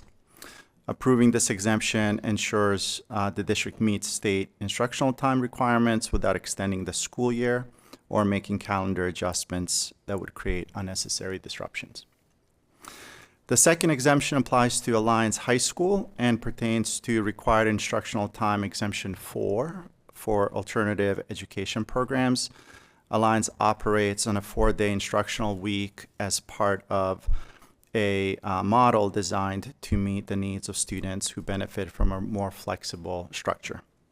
State rule allows district to request an exemption for alternative programs when the board approves the request. Flexible time is part of evidence-based strategy, and there is process to assess the students prior to placement. Alliance meets all of these requirements. Approval of this exemption in alignment with the proposed calendar allows PPS to remain in full compliance with state instructional time requirements while preserving program model that supports student engagement. So in summary, these exemptions allow us to meet state requirements, honor labor agreements, and maintain program models. Our staff recommends approval of both of these exemptions, parent-teacher conferences, instructional minutes exemption, and required instructional time exemption for Alliance. And we're happy to answer any questions. We're joined here this evening by our Senior Director, Karina Wolf. I have a question. Yes. So you said the PAT contract says that conferences count as instructional minutes. I'm not sure if anyone sitting up in the room knows the answer to this question, but was that a bargaining point that PPS brought to the table or that PAT brought to the table? Because that's something, it's not something I support. So I'm just kind of wondering whose Whose idea was that? I wouldn't be able to speak to that. I wasn't in the room. What I can say as somebody who served in the district for more than a decade, that's been the tradition during the time that conferences have counted as part of the instructional minutes. And the state allows us to count up to 30 Correct. hours, and we're doing 18? Correct. Okay, this is another example of what I was touching on earlier, where they're not instructional minutes, and this feels like another way where we cover the state's you-know-what in order to balance our budget. So this is not directed to anyone up here or sitting right there, but it's a problem. I do appreciate the question, and I just want to say that if it's an executed contract with PAT or any of our members, then I think we see it as a joint decision and we stand behind it. If it's executed, we stand behind it. So whether it was PAT or PPS, once in the contract, it turns into a we. So I just wanted to say that. Is that an ODE? I mean, does ODE say like these are the kinds of things that you can count as instructional hours versus us being like, we want to count this as instructional hours? Absolutely. The Department of Education allows for a number of exemptions. Conferences is just one of them. I believe the state allows us to count a certain number of professional development minutes, maybe 30 or 60. I can't remember the exact amount. Currently, we don't count any towards instructional minutes, even though we're able to, with your approval. That's not a practice that we currently have. Remember the very excellent presentation that we had on that. That's right. The state also allows us to count seniors who are on track, even if they're not fully scheduled, to count them as though they're fully scheduled. And that's not a practice that we have. We report on our student schedules as they are, regardless of their on-track status. Yeah, I'll just quickly weigh in because I actually think this is going to sound maybe random, but I think the reason, if I had to guess the reason why ODE allows for conferences to count as instructional time, it's because I actually think conferences are very helpful for instruction. Getting to know families, having that opportunity for families to talk to their teachers, to come into the school, I think it increases sense of belonging. So I just wanted to put it out there that I want our kids to have more time in schools for sure. But I also think if this is how we're like accounting for the time for conferences, it actually does, to me, I see a nexus between student learning and parent-teacher conferences, or later on as kids get older, the conferences I assume include students more often too. So I just wanted to put it out there. I don't see like a huge disconnect there. I see a relationship. But at the same time, you're right. I think that we want to have our kids get more instructional hours at the same time. Yeah, maybe when we've got a budget that's, $300 million thicker, we can talk about, where we want to say we need more time. But I feel like at this point, it's an unfortunate reality of our current budget situation. And if I could have my way, I would actually have more parent-teacher conferences more throughout the year, because I think it's actually really valuable. It doesn't work for every student, but for some students that really need it, especially those falling through the cracks, it's very invaluable for the teacher to be able to partner with the family and the parents to work with the student. And so yes.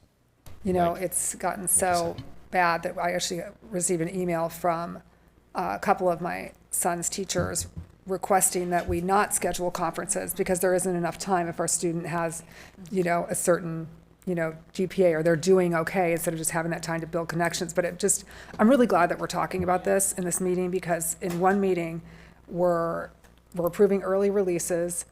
We have less than 40% of our seniors fully scheduled, and we're counting conferences as instructional time. And I know that none of us want to do that. And what we really need is a longer school year to accommodate all of this. And for that, we need money.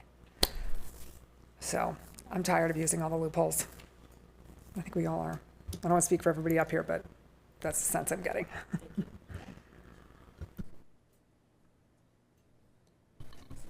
Okay, thank you. I want to say I appreciate the creativity with using the 3 days in the holiday week for parent-teacher conferences, but more importantly, I really appreciate that schools allow virtual conferences now, and would like to vocally say and urge the district to make sure that that always is offered to families.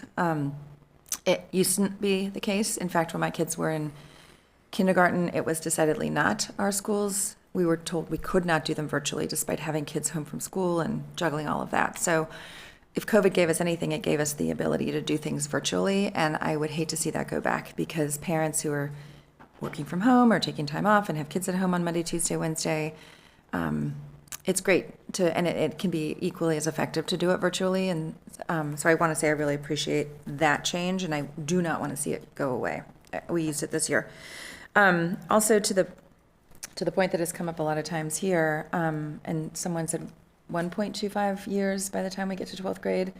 I mean, the numbers are right here. We can look at them right here as a board, as a community, as a district, and like 966, 990, 900 are clearly less than other districts around the nation are giving their students. And there's a correlation between amount of time you're in school and perhaps how you're learning. And so it's just another topic to alert everyone, not that nobody notices this, but just to keep bringing it up. Yeah. Thank you. I hope this conversation will inspired you for legislative advocacy days that are coming up. So it's giving you some really good talking points that you can talk about personally, what you've experienced. Appreciate it.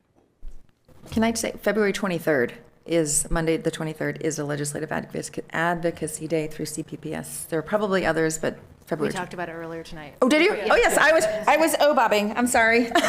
Yeah. And shout out Oregon PTA because they're also involved. But yeah. I think I have one last question.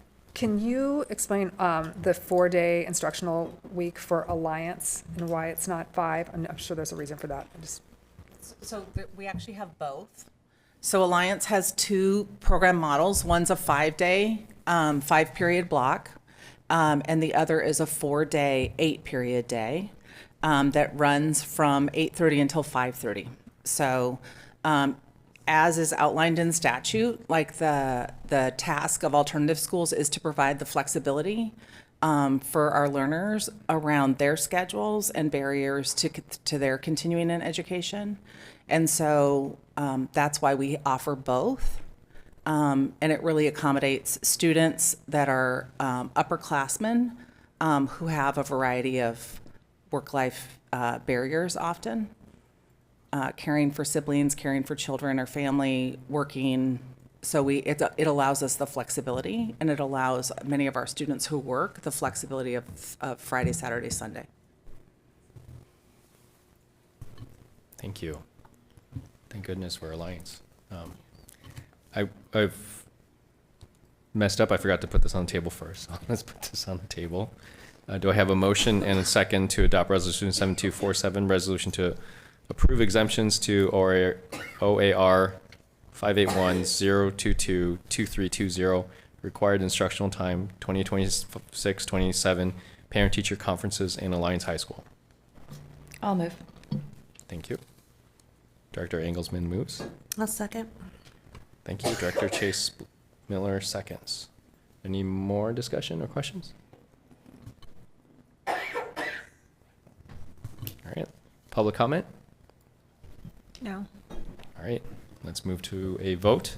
The board will now vote on resolution 7247, resolution to approve exemptions to OAR 581-022-2320, required instructional time 2026-27, parent-teacher conferences in Alliance High School. Do that all in one breath. All in favor, please indicate by saying yes. Yes. Yes. Yes. Opposed? No. Abstentions? Student Representative Retorto? Yes. Thank you. Resolution 7247 is approved by a vote of 6-1, with Student Representative Retorto voting yes. Thank you. Thank you. Thank you. Yeah. All right, next up, we have the resolution to approve exemptions to OAR 581-022-2320, required instructional time. Wait. No, I'm sorry. No, my bad. Acceptance of the annual comprehensive financial report Right. I forgot to scroll on my computer. Reports to management, reports on requirements for federal award, and corrective action plan for identified processes. I think I hand this over to Superintendent Armstrong. Yes, absolutely. So by law, the district is required to produce an annual financial report and have it independently audited and submit it to the state and other agencies. So I'm going to turn it over to our Chief Financial Officer and guests to bring forth this item. Thank you. Thank you so much, Dr. Armstrong, and thank you, directors, for your time tonight. We have in the board packet, we have a memo, which is a financial report summary that I developed to talk a little bit about the meat of what was in the annual financial report. We call that the ACFR affectionately. The resolution to adopt or to the acceptance of the ACFR and the corrective action plan. There's an Exhibit A that includes a required letter to the Secretary of State around one of our findings. So we'll talk about that a little bit. We have the report and also the presentation that we gave to the Audit Committee last Thursday. I want to thank Dan Miley, our representative with TKW, our independent auditor, and the Audit Committee and our internal performance auditor, Janice, was incredible last week as well. So I don't have a slide deck to take you through. Really want to hear from Director Sullivan and the other directors that were part of the audit committee, and then answer any questions you might have. Great. Let's put this on the table first, and then we'll move to, and then we'll go to Director Sullivan. Do I have a motion and a second to adopt Resolution 7248, acceptance of the annual comprehensive financial report, reports to management, report on requirements for federal awards, and corrective action plan for identified processes? So moved. Second. Director Sullivan moves, Director Split seconds. All right, Director Sullivan. Okay, the audit committee has a recommendation to the board related to this resolution. So before we vote, I would like to take a few minutes to just quickly go over that recommendation. In the audit committee's meeting on February 5th, Mr. Dan Miley, there, the district's contracted independent auditor from TKW, Talbot, Corvola, and Warwick, presented the results of the 2025 ACFR and single audit. The audit identified 6 findings, each classified as a significant deficiency in internal controls. In addition, the audit tested compliance with selected provisions of laws, regulations, contracts, and grants, including provisions of Oregon revised statutes where noncompliance could have a direct and material effect on the financial statements. The audit identified 3 areas of noncompliance related to Oregon revised statutes. The cause of all findings was identified as staff turnover. During the audit committee meeting, Chief Financial Officer Michelle Morrison confirmed that the finance team is now fully staffed and that turnover within the department appears to have stabilized. It is important to note that the 6 findings and the 3 areas of noncompliance relate to procedural and internal control deficiencies and do not represent a loss or misuse of funds. For context, PPS has a long history of very clean audits. By clean audits, I mean the audit results have not identified areas of concern that would rise to the level of a finding. The 2023 ACFR included 1 finding. Prior to that, there had been no findings since the 2017 audit. I would like to highlight 2 additional items related to the ACFR and single audit. First, the corrective action plan referenced in the resolution is detailed in the ACFR memo, FY25 financial report summary, posted in tonight's meeting materials. It was a little confusing because also posted for tonight's meeting is a corrective action letter to the Secretary of State, which addresses only 1 of the 6 findings and does not include the 3 areas of noncompliance related to Oregon revised statutes. So Janice and I followed up with Chief Morrison today and were able to confirm the corrective action letter to the Secretary of State only identifies the 1 finding because only 1 finding rose to the level of requiring disclosure to the Secretary of State. The corrective action plan being approved by the board is what is detailed in Act for Memo FY25 Financial Report Summary, which does address all 6 findings and the 3 issues identified that are related to compliance with ORS. Second, on January 30th, Chief Financial Officer Morrison emailed the full board the required to those charged with governance audit results letter from the auditors. This letter contains required communications from the auditor to the board and is also posted in Board Book for the February 5th Audit Committee meeting for committee members, but was not included in the documents posted for this meeting and is not posted publicly. But you can find it in the Audit Committee meeting. Based on the audit results, the Audit Committee discussed recommending that the board's resolution accepting the 2025 ACFR and single audit explicitly acknowledge the significant deficiencies and approve the associated corrective action plan, including a time frame for implementation. Resolution 7248 states, the Board of Education accepts the annual comprehensive financial report, reports to management, and report on requirements for federal awards of School District Number 1J, Multnomah County, Oregon, for the fiscal year ended June 30th, 2025, and approves the correction action plan in response to the deficiencies reported by the audit team. Ultimately, the committee determined that the resolution as drafted is sufficient because it approves the corrective action plan. The corrective action plan being approved is detailed in the Act for Memo FY25 Financial Report Summary document, which states that implementation is effective immediately. So it deals with the timeliness. Accordingly, the Audit Committee, including its 2 community members and our student representative, recommends board approval of Resolution 7248 as drafted and posted in Board Book with no changes to the resolution language. So we recommend it. And by the way, thank you for sending us a representative who is so good. Yes, of course. I hope he's having a good time on Audit Committee. Yeah, he is. It's a fun Yeah, it is. I do too that. So we do recommend for sure that we approve. I don't have much to add. Just thank you so much, Patty, for your leadership of that committee and for the careful and detailed report from that conversation. One thing I just wanted to say, since we had the substantive discussion at the audits committee, and just something I want to bring to the table here, is that it is no secret that when Director Morrison came into her position, there was staffing transitions that preceded her and followed her arrival, and her team is now fully staffed up. And I just want to emphasize that that when we look back and we do, I guess what I want to say is when we do things like an audit, which I think audits are so important, sometimes they turn up exactly what you expect. And I don't think that necessarily there was a lot of surprise that as a result of that staffing turnover, there were issues. So I think it's the kind of moment where it's like, yep.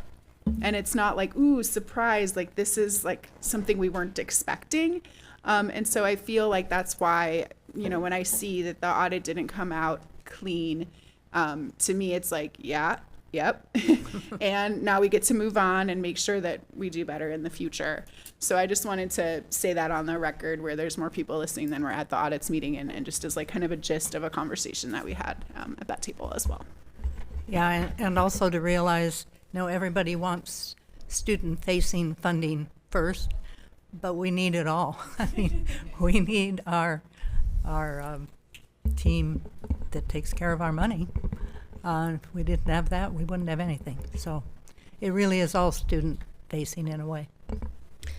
I wanted to just thank you also for your leadership, Director Sullivan, on the Audit Committee. It is a great committee. I miss being on it, and for staff's work. And also just to highlight the history of clean audits. Just since I've been on the board, we have not had 6 findings like this. They've been relatively clean and uneventful, which is what you want in an audit. So thank you for identifying these things and addressing them. And Siri got excited. Yeah, Siri doesn't talk to me that often. That was my phone. But anyway, just thank you for the continued, focus on the district and the finances, and just appreciate your work. Thanks. Thank you. And especially to Chief Morrison, you are always available. You answer questions which sometimes you must think are a little far out, but you definitely are just always there for any of us who have a question about budget. I appreciate it. I just want to say I appreciate Michelle DePass, Director DePass, your call out about previous audits, and we'll do better. Yeah.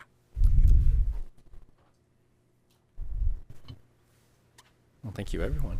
And thanks both for being here to answer questions or potentially answer questions.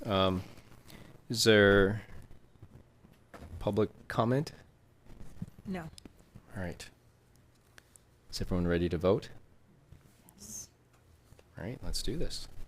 The board will now vote on Resolution 7248, acceptance of the annual comprehensive financial report, reports of management, reports requirements for federal awards, and corrective action plan for identified processes. All in favor, please indicate by saying yes. Yes. Yes. Yes. All opposed?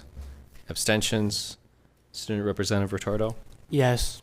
Thank you. Resolution 7248 is approved by a vote of 7-0, with Student Representative Retardo unofficially voting yes. Thank you. Thank you, both for your directors. time. Thank you. And thank you for that report. Great. And the great summary, too, by Director Split. All right, next up, we have the Fund for PPS update. So exciting. Yes. Absolutely. I'm excited to bring forth Chief of Staff Deborah Kafori to give a mid-year update on the Fund for PPS.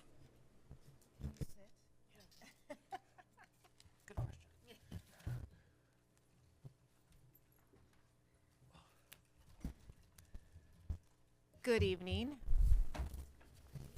Deborah Kafori, Chief of Staff.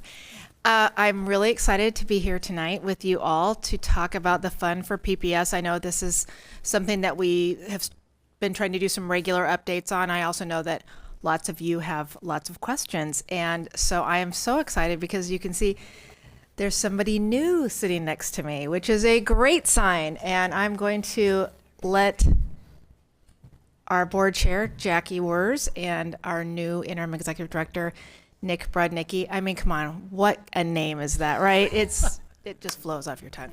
I'm going to let them take it away, but I'm really excited to introduce them. Go ahead. Ladies and gentlemen, my name is Jackie Wers, and I am proud to be the board chair for the Fund for PPS. It's been several months since I sat before you last, and I wanted to give you an exciting update regarding the board. Technology. All right. So when the technology is moving on without me, the Fund for PPS executed a search for a permanent executive director, and we received many qualified applications, and you will be delighted to hear how many executives in the Portland area have deep ties and connections to Portland Public School Districts. After several rounds of interviews, we did identify excellent finalists, and we did extend an offer. However, by the time we extended the offer, the individual had accepted another job. Realizing that the timing of the situation made it difficult for us to launch a new search in the middle of winter during the holiday season, we decided to pivot and focus on instead hiring an interim executive director so that we could get somebody working on the Fund for PPS as quickly and efficiently as possible. To these ends, we interviewed Nick Brudnicki. Not only is he a skilled nonprofit executive who brings exceptional troubleshooting skills, he is also deeply tied to the mission of the Fund for PPS, having been a former teacher and librarian himself, a dedicated and passionate supporter of diversity and equity in education, in addition to being a nonprofit interim executive director with experience making a profound difference in organizations all across the Portland metropolitan area. The interview process was so extensive that we ruptured his tendon, which is why he's here today on a scooter.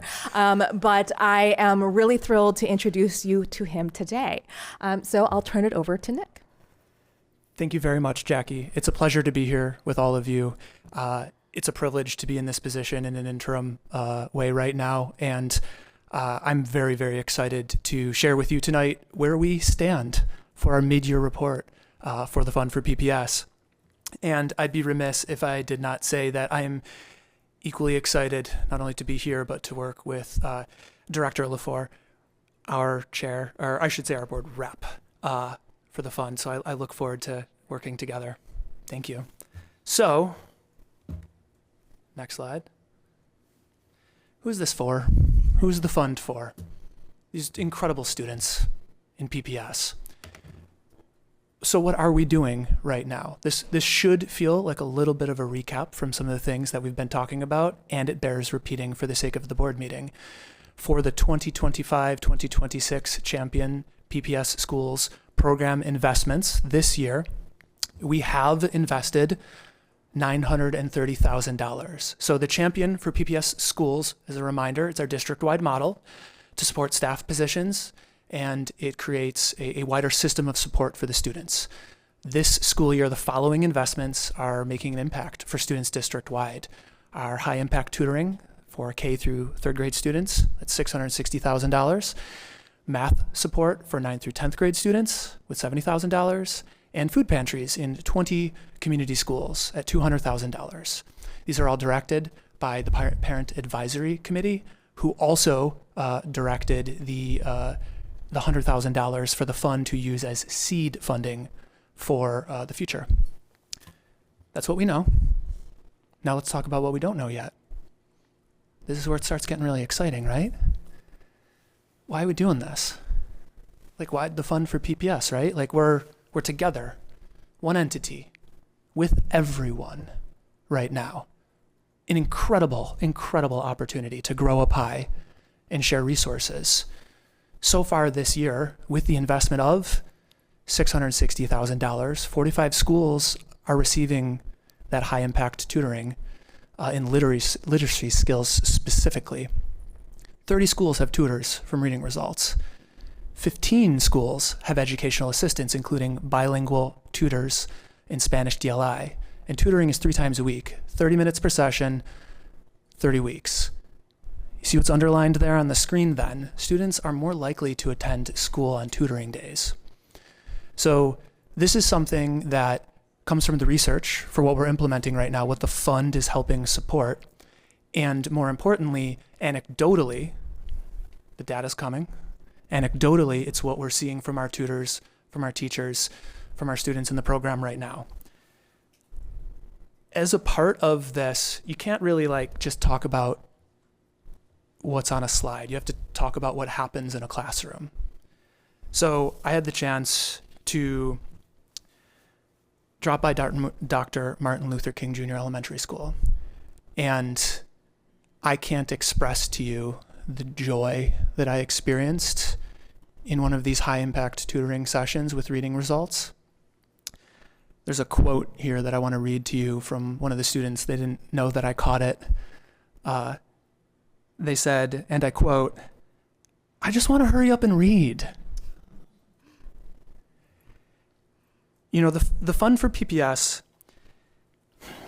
what I saw in that classroom was I saw the fund supporting relationships for these students. I saw the fund supporting capacity. I saw the fund supporting access. I saw the fund supporting belonging for these students. And I am so excited to be in this role that I have here, to be able to drive opportunities, equitable opportunities for access, for belonging, for the support, for the relationships that these students need to be able to succeed. In doing so, it's not going to happen alone.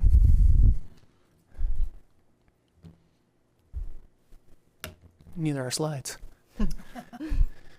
So how is this happening? How is this working? How are we starting to move forward as I step into this role as the interim executive director? Well, we're going to do it by bringing parents and caregivers together It's happened amongst all of the schools individually and certainly at district levels, and now we have a charge to do it very intentionally at that district level. We're going to be bringing businesses together. We're going to be bringing the philanthropic community together. These are highlights, right? There's more to it than that, and this is where I want to set the stage for our future conversations. These investments, they're supported by data-backed strategies that are recommended by our Parent Advisory Council. These are coming from our community members, right? We're raising these funds. The community members are giving us this feedback. And the teachers, our school administrators, everybody's saying, yes, we're making these things happen. You know, this year, we got started with high impact tutoring in October, and we just finished up the first session. I don't think session's the right word, but I'm going to say session at the end of December. So all of the data still being crunched for sharing, but I do want to say this when it comes to bringing people together. As a part of this first session in this school year, we've had 1,018 students served already this year. That's 1,018 students who have more opportunity and a bigger sense of belonging. That is, follow me on this number, 640,854 minutes of additional support in their lives right now. Think about where you could use 640,000 minutes of support in your lives, right? You know, this is a real opportunity. This is a real inflection moment for the fund to drive forward with our parents, with our community leaders, with our business leaders, with our philanthropic community. And I am very, very ready to take the reins on behalf of the fund, on behalf of the fund's board and this board to be able to drive us forward, of course, with everyone's feedback. So what else does it take besides this fellow Nick Brodnicki talking to the mic about where we stand today at that mid-year? It takes our school liaisons joining the fund, these 1 to 2 PPS parents and caregivers per school, where we can get together. And it takes our parent advisory committee coming together, where we have those two student representatives, where we have a parent or caregiver from each of our primary schools or the feeder schools into Franklin, Lincoln, McDaniel, and Roosevelt. So this is also my call to action. You as board members, as you see constituents that speak to you, anybody listening in behind me on YouTube, any of the parents or caregivers, if you're interested, heed my call. I'd love to have a conversation, and I'd love for us to figure out how to work on this together, because this is for our future. These are for the students, and we're going to make impact with them. All right, that concludes our formal presentation. We would be happy to take any questions that you have. Hello, thank you. I think I'll start us off. So first of all, I liked everything that you guys said about what you're doing so far with funds you have. When you came before the board towards the beginning of the year, I had asked a few questions about how the fund for PPS intended to go forward in terms of raising money, and so I'd still like to hear about that. I know that I recommended reaching out to the PTAs of individual schools that were previously raising money through foundations and trying to rebuild those systems for the fund for PPS. So if you could talk about that, I would love to hear. Yeah, absolutely. In the process of hiring the executive director, we have put together extensive contact lists regarding who the PPS team and the Fund for PPS team have already had conversations with. Deborah and Robin both have been reaching out to key members of PTAs across the entire community and making sure that they have been keeping in touch with the hopes that once we had an executive director, that we'd be able to put a singular face behind these conversations. Now that Nick has come on board, there has been extensive conversations and planning for how to continue that under Nick's leadership. And Nick specializes in building relationships. And so a lot of what we have done is just laid the prep work, making sure that we have the information on who the key contacts are, keeping warm contacts warm, and then now we're going to let Nick lead that charge. Thank you so much. I don't know, are they going to come before the board one more time this year, or will that be under the next student representative's tenure? Does anyone know? I believe so, but it's also up to. I believe if you say our name 3 times, we appear. We welcome the invitation. Yes. If I remember from last year, we got the report from the PAC during this school year and then affirmed their choices as a board. So I think, if memory serves, they will come back. Yes. Yeah, I think you're right. I think that's in the spring. Yeah. But I think there's also the ask of a general update on the goings on. But yeah, we can arrange that. Yes. Great. Yeah. I look for that all sounds great, and I look forward to hearing more about outreach efforts. I really loved your presentation, and welcome. Nick is okay? Yes. And Jackie, it's great to see you. I loved the storytelling component of your presentation and the story of the potential, the impact that you've already seen at my neighborhood school that my mother retired from, and so did my grandmother. My grandma, and she taught crochet after school to all the little black girls in the neighborhood. So yeah, I'm really excited. I also love asking for money. I love fundraising, and I'm surprised you haven't asked all of us up here for a check. We do get a stipend every month, and I'm going to challenge my colleagues to join me in donating 1 stipend per year. You can spread it out over 12 months if it's easier. It might be easier for some than others, but we could definitely help that way. I'm surprised you didn't ask. You're being polite, I'm sure. On a first meeting. I would have expected that on the second meeting to have an ask. I appreciate that feedback. I will point out that when I did present, I did point you to the URL that is the 3rd URL on that page, fundforpps.org/donate. So that provides very easy instructions to not only provide a singular donation, but also the ability to set up a reoccurring donation of any amount. Thank you.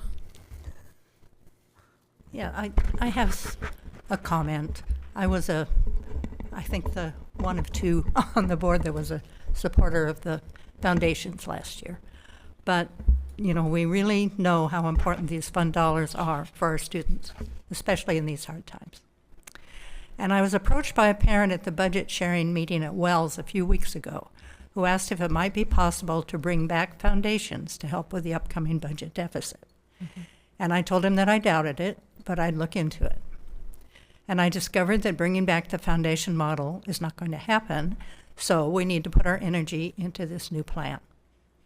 However, I do want to acknowledge for the foundation people that the different foundations have given to the entire school community, not just their individual schools.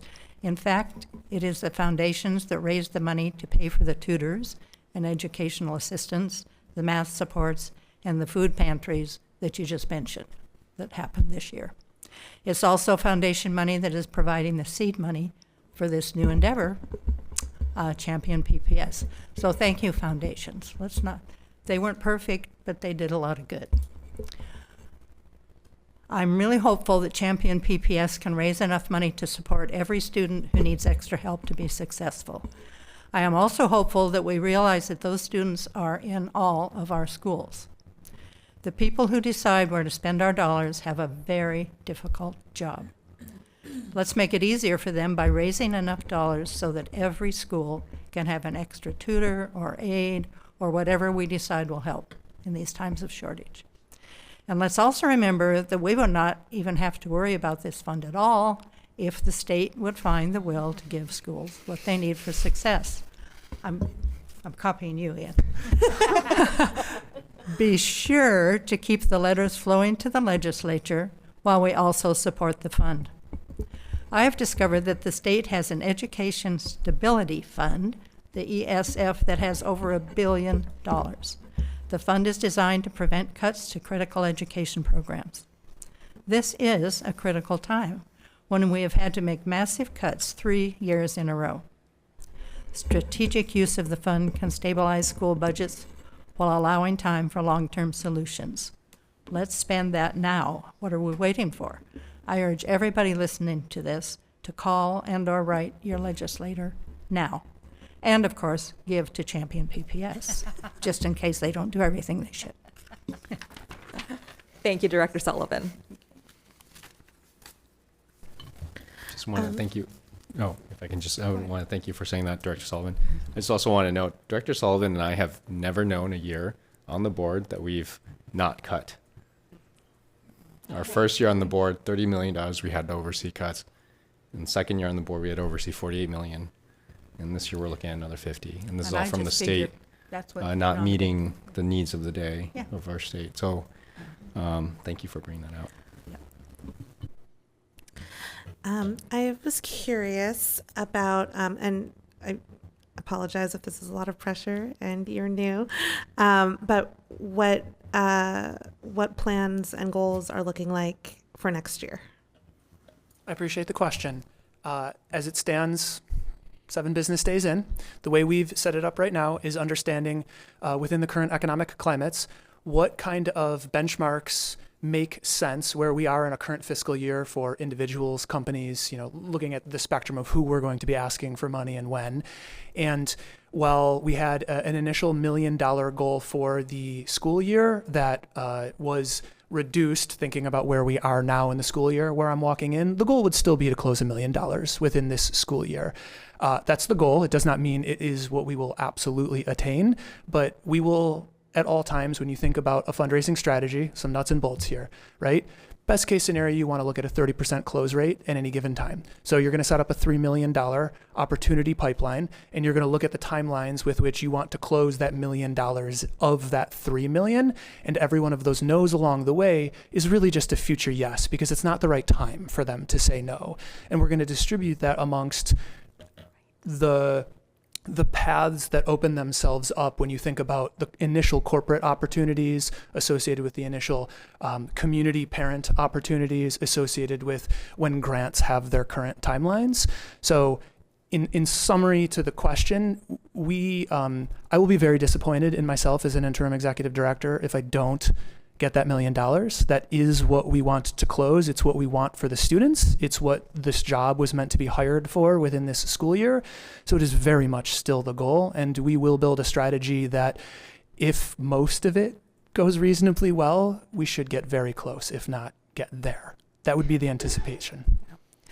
I think you can see why we hired Nick. There is some serious fundraising chops and the experience of asking from our community even when times are difficult. But what I think you also saw here today was that he's marrying not only the data and the research that has been the foundation of so much of PPS's decision making to date, he's also bringing in the storytelling. And that is something that we are really looking forward to as this tutoring program continues to develop. By weaving the experience with fundraising, the storytelling, and the data, I firmly believe that we can reach our $1 million goal. And that the reason why we also hired Nick is because he has experience in setting up organizations for future success. So part of the position description is not only to help us aspirationally achieve that goal, but also to help us better clarify and define the goals for next year so that when Ian asks us questions, I will sweat a little less. I'm betting on Nick. I think you guys made a good hire. Hi, welcome, Nick. I am really glad that you're here. I also still remain really glad that my neighbor in Southwest, Jackie Wers, has stepped up to her role. I feel really good about where things are headed with the fund. I wanted to share an idea. I got the superintendent's permission to share my idea with you here tonight. Just to tell my own story, a couple years ago, we also had a historically large kicker rebate. That same kicker rebate is going to happen on people's taxes this year. And for Portland families that have higher incomes, they are going to have a very sizable tax rebate because of the kicker. And at my own school, we we didn't have a foundation for the very longest time because I think our leadership, including me, thought they were inequitable. But then we were going to lose our art teacher, so we'd formed a foundation and we had 2 auctions. And before the one 2 years ago, I shared the idea. I said, I'm going to get this kicker. I'm going to give X amount of my kicker at the auction towards our art teacher. And I said, you should ask other families. Because somebody had called me and said, like, what can you give? because they were doing a good job of seeding the pitch. I know Nick knows what I'm talking about. And so I said, you should talk to people about their kickers. And so like literally I walked in that night and I just remember being like, I was like, I'm like tooting my own horn. I'm really sorry. My friend always, it's do. Anyway, so I showed up and people were saying like, what was your kicker? Like, how much of your kicker are you going to give tonight? And I was like, this is amazing. And we ended up raising, like, we'd never had an auction, and we raised like $200,000. It was like wild, at a school that's not like super high income. And the next year we raised significantly less. And I think partially it was because people didn't make that connection of like having that disposable income. Plus a lot of people in Portland that know politics think the kicker is a ridiculous policy, which I wholeheartedly agree. And so that money, when it lands, for people who needed it, I'm sure they should use it as they see fit. But people where it's like extra, this might be a way of kind of encouraging them to make, like, literally those people who say the kicker's a bad idea. Well, okay, we'll give your kicker to the schools.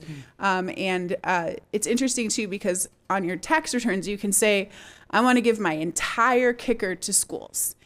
They don't give you an option to be like, give some of it, you know, and I think families or people probably would give some, and giving all is a bigger challenge. So it gives us the opportunity to kind of meet people where they are. Anyway, I'm talking way more than I meant to, but I think you should take advantage of the kicker in talking to our parents and caregivers about their giving this spring. Thank you. That is all.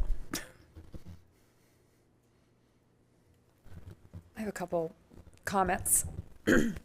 First of all, I've had the pleasure of sitting in a couple meetings with Jackie now, and you are an absolute delight and so organized. And every time I sit there with you, I'm like, I can't believe she's a volunteer. You're amazing. And I really appreciate you organizing and taking the initiative to hire someone like Nick. I know you're probably going to get some questions, if you haven't already, about using money that the LSF raised, LSF's raised to pay the salary for an executive director, which, wasn't necessary when we had, a million little fundraisers across the district. But I definitely am a firm believer that sometimes you have to spend money to make money. And I think this is one of those cases. So I feel like it's a great investment. And I appreciated the goals that you tied to the offer. And I'm happy to email us to you if you want to see them. There are fundraising goals that are concrete, which I appreciated. And when I saw that you came from the American Heart Association, I have, I still do like loads of sponsorship deals in my background. And one of the best I ever met, she worked for Hood to Coast, and she was the best. And she went to work for the American Heart Association, and she was amazing. So you've had really great people coming through that organization that are just considered the best. So excited to have you on board. Many families are going to ask what the fund has raised this year outside of the LSF money. Do you have a number that you can share with us? Do you have a current number? I don't in front of me. It's certainly a follow-up. Okay, great.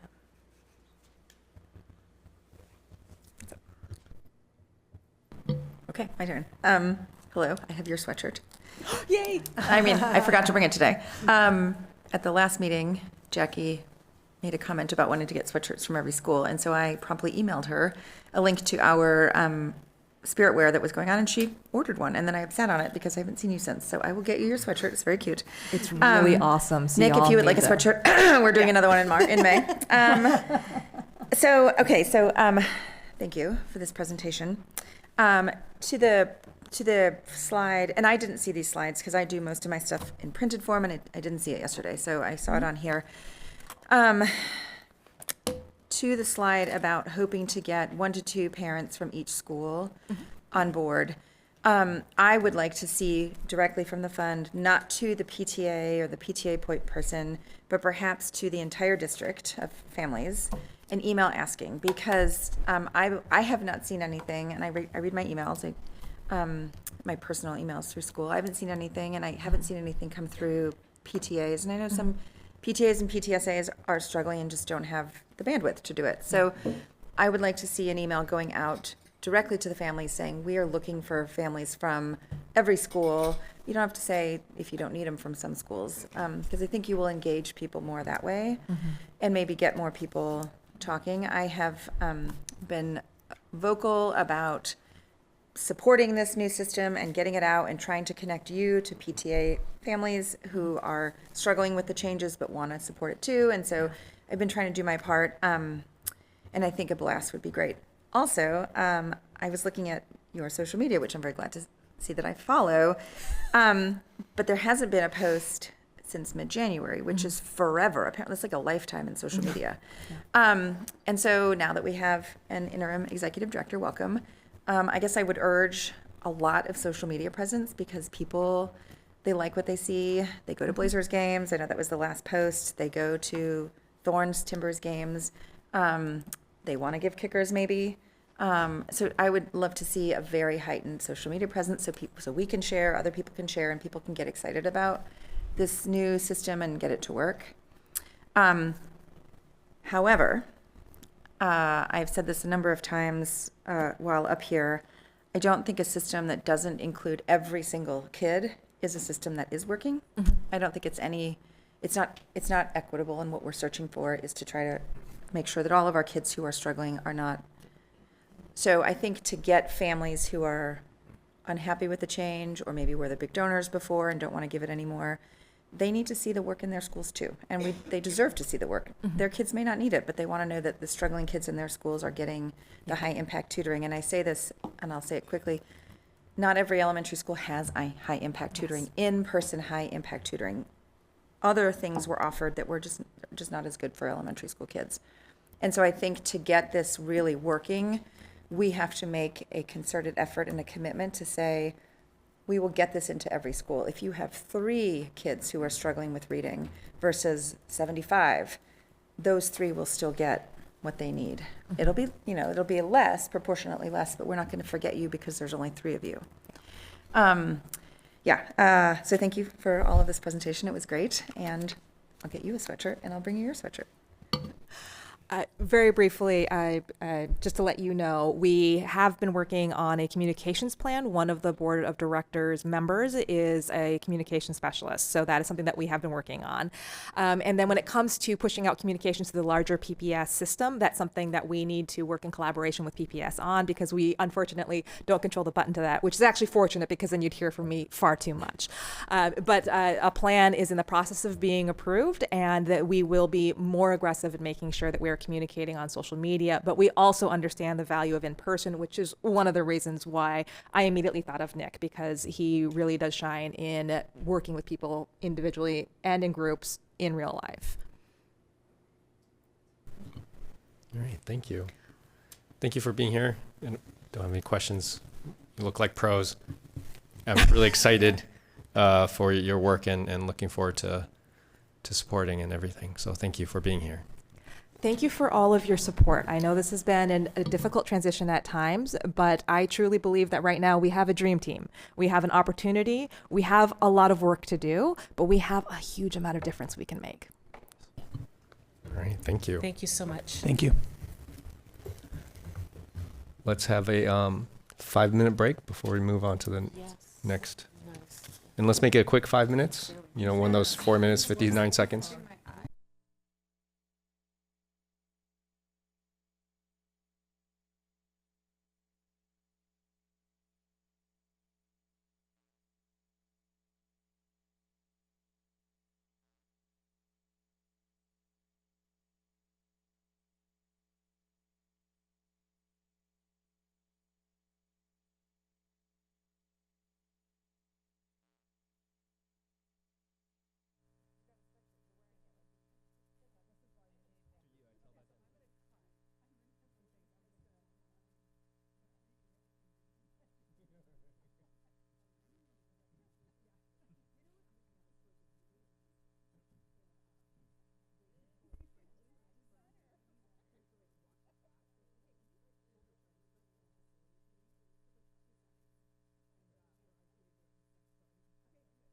All right, let's get started.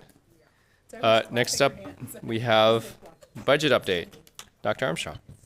Yeah, absolutely. Thank you. Our Chief Financial Officer, Michelle Morrison. Thank you, Superintendent Armstrong and directors. We do have our finance focus tonight and budget development. We've touched on parts of it already, so I'm going to move rather swiftly so that we can get on to any questions and comments you might have, and then also to our bond update, which is very exciting to hear as well. So we'll go ahead and get started. Kara, do I have the power?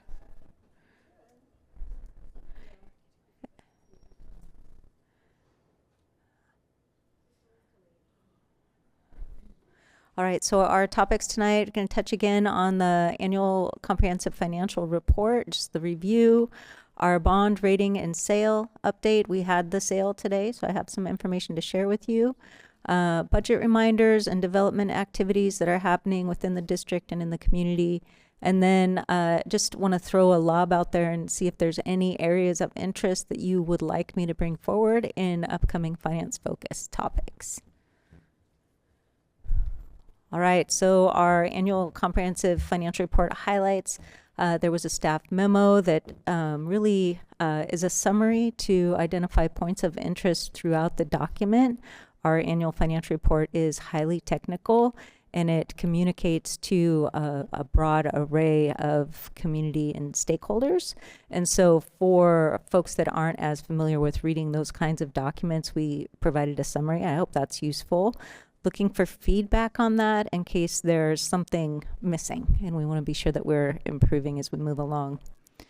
One of the things I wanted to point out specifically was the GFOA award for our prior year. We received that, and what that means is that we go through a very rigorous checklist of internal review on our information that goes into that report. So meeting those strict guidelines assures that we will receive that award again. So even though we had some findings this year, we went through that process, and we anticipate another award-winning document. Our corrective action plans as needed. The fund balance is something that is of interest to many people. The management discussion and analysis, really that's a year-over-year discussion of things that's changed. And then we have the statistical and supplemental information section at the end, which is really more about our local regional economy and other health indicators for the district. This is my note on findings. I sent this to you along with that email just to really be crystal clear that the findings that we have shared with you are not due to a loss or misuse of funds. They were more about our internal controls around review and final approval before transactions were posted internally, which we clearly anchored back to transitional leadership in the finance team. I've detailed them out here. For our federal programs, you can see there are multiple findings, but they are listed separately across 3 different programs. So it's like a similar finding over a single grant and then another grant. It's the same finding. So again, internal practices, and we've already implemented all of the fixes needed to ensure that we will be in compliance moving forward.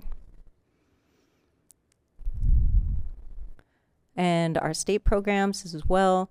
None of these rose to the level that the federal program, the single federal program that required notification to the Secretary of State, but all of these things are things that we've identified, and we have a corrective action plan that identifies the who, the how, and the when, which are the critical components of that. No changes will be made to the report, even after the resolution. Even if it hadn't been approved, the report is a static factual document. We can't make any changes, and we have made the appropriate filings. So good news.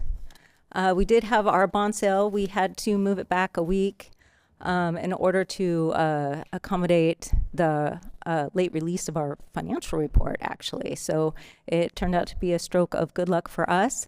We had our third tranche for our 2020 bonds and our first tranche of 2025. The debt service is not going to exceed our ballot authorization, so we had a target of a levy rate of $2.50 per thousand. We built our debt service schedule to accommodate that. Our next sale is targeted in 2028, and we will reevaluate that as we get closer in our cash flows for our bonds on our projects. We, so far, all of our pre-spending for 25 that is authorized under the bond will be reimbursed to the district. So that's good news as well. So we did receive a rate of an average rate on our bonds of 4.24%, which was very positive in terms of today's marketplace. So we were pleased to see that for our total amount, and we earned just under 8% premium on our bonds. So it was a really good day for us to be in the marketplace, and those premium dollars will be spent on the same projects authorized under those ballot titles. May I ask about the, was it Moody's, the downgrading in the rating? Yes, we were downgraded. We went through both ratings process with Standard & Poor's and Moody's, and we were downgraded slightly by Standard & Poor's last spring when we sold bonds in May. So they felt like their rating was still going to hold, but Moody's had been a longer period of time in our experience and our financial position. So they did downgrade us slightly. I would not say that it impacted our sale. So I think That was my next question. Yeah, I think, you know, regionally and nationally, it's similar experience for school districts at large. And so we all kind of rise or we all kind of shift depending on our economic outlook. So really, really positive sale today. Michelle, thank you. The positive sale. Are you able to articulate with the board of how much more we received than expected, or potentially will receive than expected? Yeah, so we received about $49 million in premium. So that was over and above what we had sold for our $660 million target. We ended up raising $709 million. Yeah, that's really good news.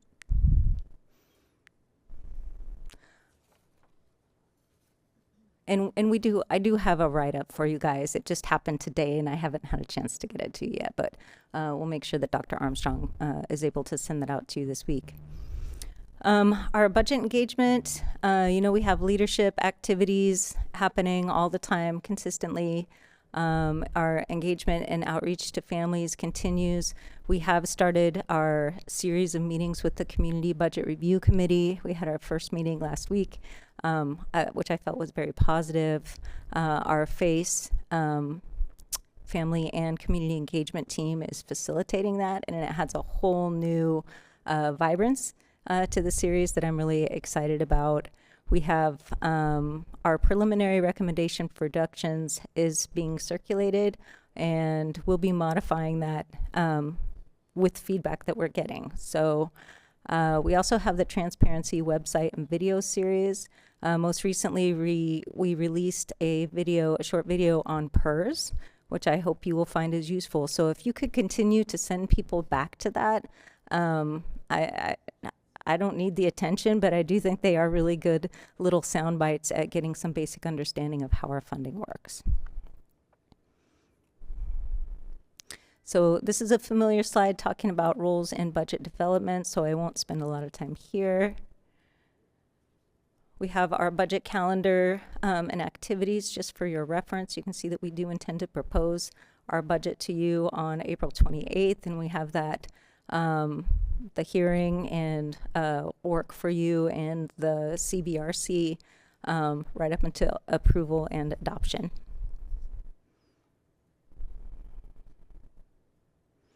And then finally tonight, I just wanted to put this out in this space to get kind of a line on where your interests lie as a board in terms of finance-focused topics. Again, just these brief touch points of informational sessions to improve your confidence in both both my team and administration and your knowledge when you're being asked questions.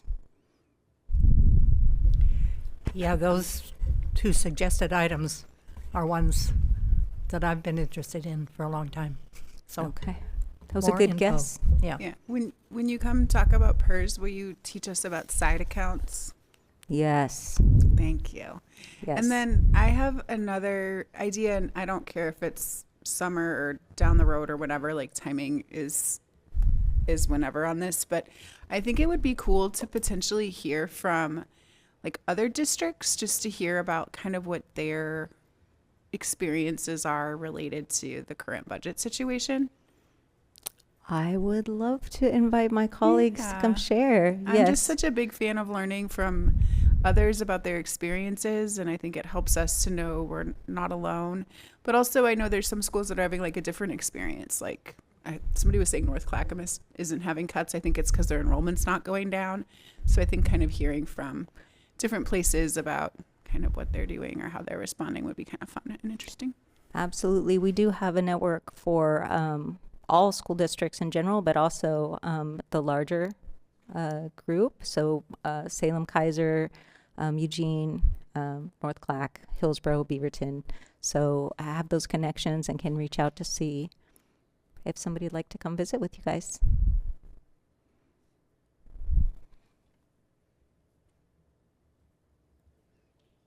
All right. Thank you. No more questions, just checking. Yeah, thank you very much. Chief Morrison. Yeah, we appreciate your time. And hopefully, yeah, didn't keep you too late. Next up, we have the. She's up before 9. She's great. Yeah. She's fine. Next up, we have the bond update, and especially thank you for staying late.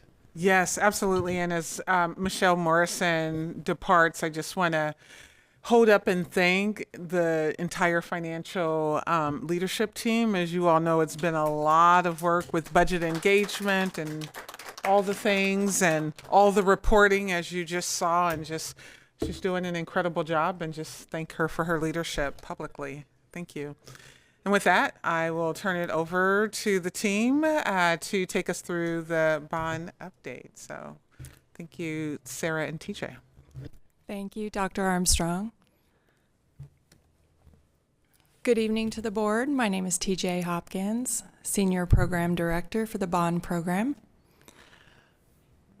I'll be providing you with the Bond Program update. I'd like to start off with some wins for the team. Sorry, that's okay. We got to the right slide, so there we go. We're on the right side, okay. So modernizations, I want to start off with modernizations. Again, just some wins for the team.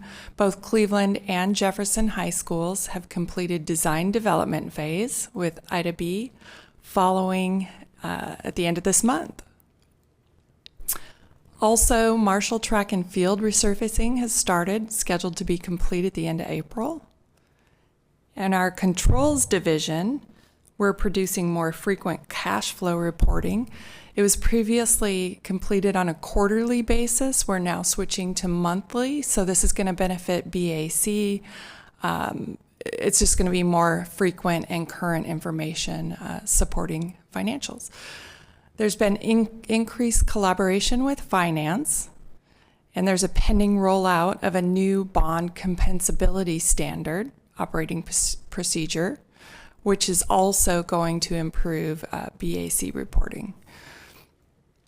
Also, improve cost controls in eBuilder. Next slide, please. I'd also like to share our communications division. The senior bond communications manager has been updating the web pages. So you can go and click on any one of the modernizations, Cleveland, Jefferson, Ida B. Wells. You'll find current information pertaining to the design, the project timeline, and overall just more user-friendly, and it'll benefit teachers, staff, parents, students that want to go there and use that as a resource. In our consolidated division, Dunaway Roofing has been completed. They received final sign-off on all the permits. Grant Lights is expected to start construction in March of 26, so that's next month. And that's dependent on receipt of permit. Yes, and exactly. Dependent on receipt of permit, which is still with the city. We do not have it in hand, but that is where we are scheduled. Good luck with that.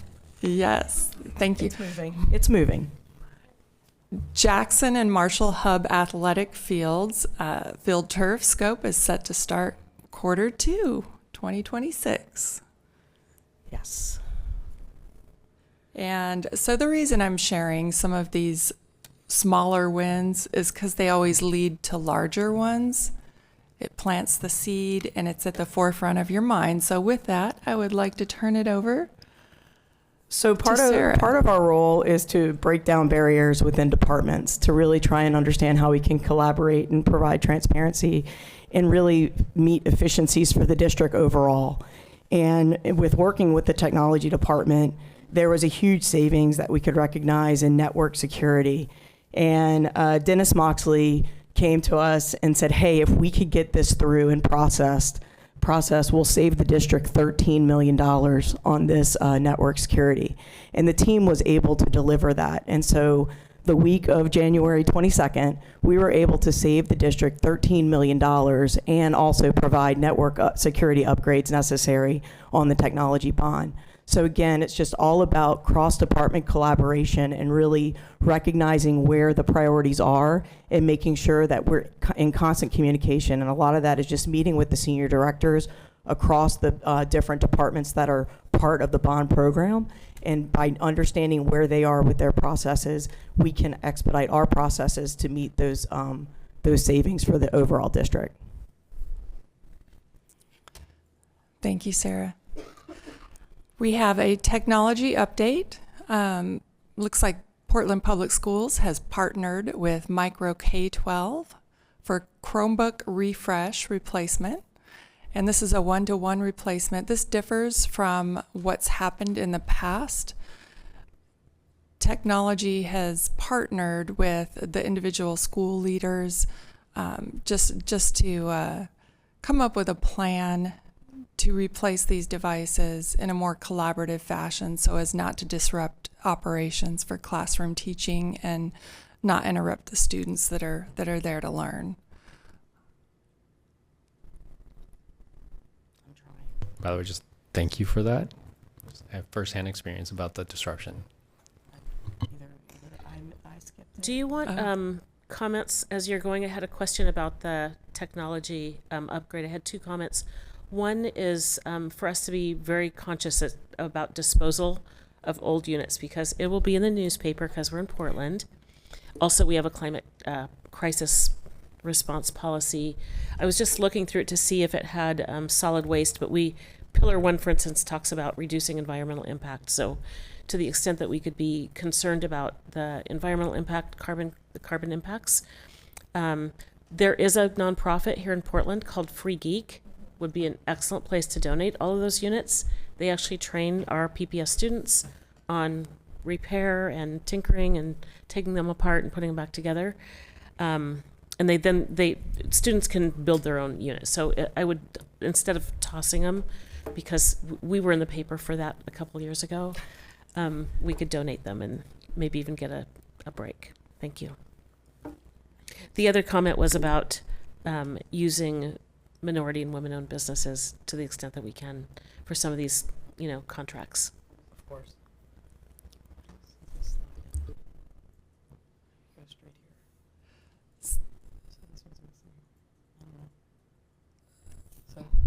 Okay. This is similar to what you saw. This is similar to what you saw a week ago, but yeah, this is the Cleveland High School overall project schedule and timeline. It's the same one that was approved in the comprehensive plan.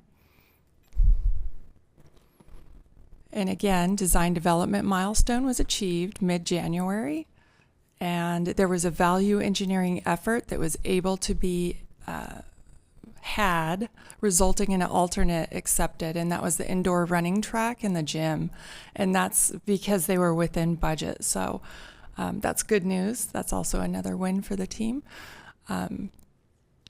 Improvements are scheduled to start at Marshall, and that's going to be completed in June of 26, just before construction is scheduled to start. And unfortunately, I didn't get this in the slide, but the groundbreaking date is June 13th for Cleveland High School. Before we move on to Jefferson, can I ask you a question on Cleveland? Oh, go ahead. Yeah. I'm sorry. Sorry, June 13th. June 13th for Cleveland High School is the scheduled groundbreaking. Thank you. You got it. Save the date in our calendar. Oh, you know, board meetings don't even show up on my calendar, so I'm not sure what I'm doing wrong. So I'm just going to put this on my paper calendar because that works. Two questions. Last time we got this presentation, I think it was the virtual meeting, I asked for an update on Powell Park, and I was told that there had been a meeting, that there was more information coming. I haven't seen any more information, so I wonder if you could provide more information. And then my second question is, there are middle school feeder schools, middle school feeding into Cleveland, who use the track and field for their middle school sports. Where are they going to go? It just dawned on me that spring track and field, if not this year, certainly next year, are they going to have to go out to Marshall? Or are we finding track field, like whatever, closer for them? We definitely can follow up with athletics and get that information to you. And then for an update on Powell Park. Yeah, so we did, I think I reported on this at the last meeting 2 weeks ago, but maybe it was FIO, I get confused. Deborah Kafori, Chief of Staff. We had a meeting with Portland Parks and Rec, which was great, and it's going to be a negotiation process. So I don't know that there's going to be actually like an update every time we meet, but just to know that we are working very closely with them. We are very motivated. They seem pretty motivated, so I'm cautiously optimistic. They know that we would like things sooner rather than later. You did give that update the last time we met, and yeah, I know I personally don't expect an update every single time, but it's good to know that we are in talks. That's a good 100%. It's better than it was a few months ago. Mm-hmm. Yes, that's why I'm Yeah, looking so at the thank bright you. side. Thank you. Thank you. That was the update that I heard. I just didn't consider that really an update. It's just sort of like no update. So that's why I asked, like, do we have more information than information coming soon that we've in meetings? But it sounds like not. Okay. Okay, this is one more quick excuse question me. on Cleveland. Sorry.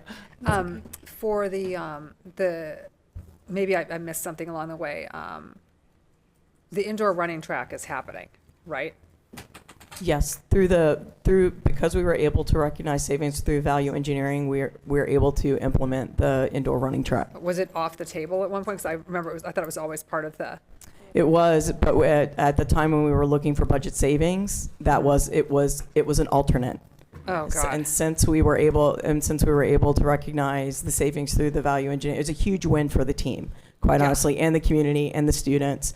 But the team worked together to recognize that, and so now it is in the That's great. project. Actually, I do have a question about, like yours, Stephanie. So, Cleveland didn't have a track right around the school anyway, right? They had to go somewhere else. So isn't that where the junior high kids will go, or the middle school kids? But if that's being under construction starting soon, they won't be able to use run it. there or. Isn't that why the construction is happening at Marshall, so that it can be where? I mean, the field and track are all being resurfaced at Marshall. I don't want to speak for athletics. I am not sure what their swing plan is for the feeder schools, but we're happy to follow up with them. Yeah, that would be great, because like for middle school kids to travel, that's a really long way to get out to Marshall. They won't be able to. I think it's a great. Yeah, great so question. I'm sure there are tracks and fields and football fields and soccer, whatever else they do at Cleveland. I saw lacrosse playing there last night. That's just like, it's a rush hour. It's going to be at least a 45-minute one way. And if there are kids coming from Selwood, right? So just something to be noodling about. Yep. Okay, this is the Jefferson High School. Again, same schedule that was approved in the comprehensive plan.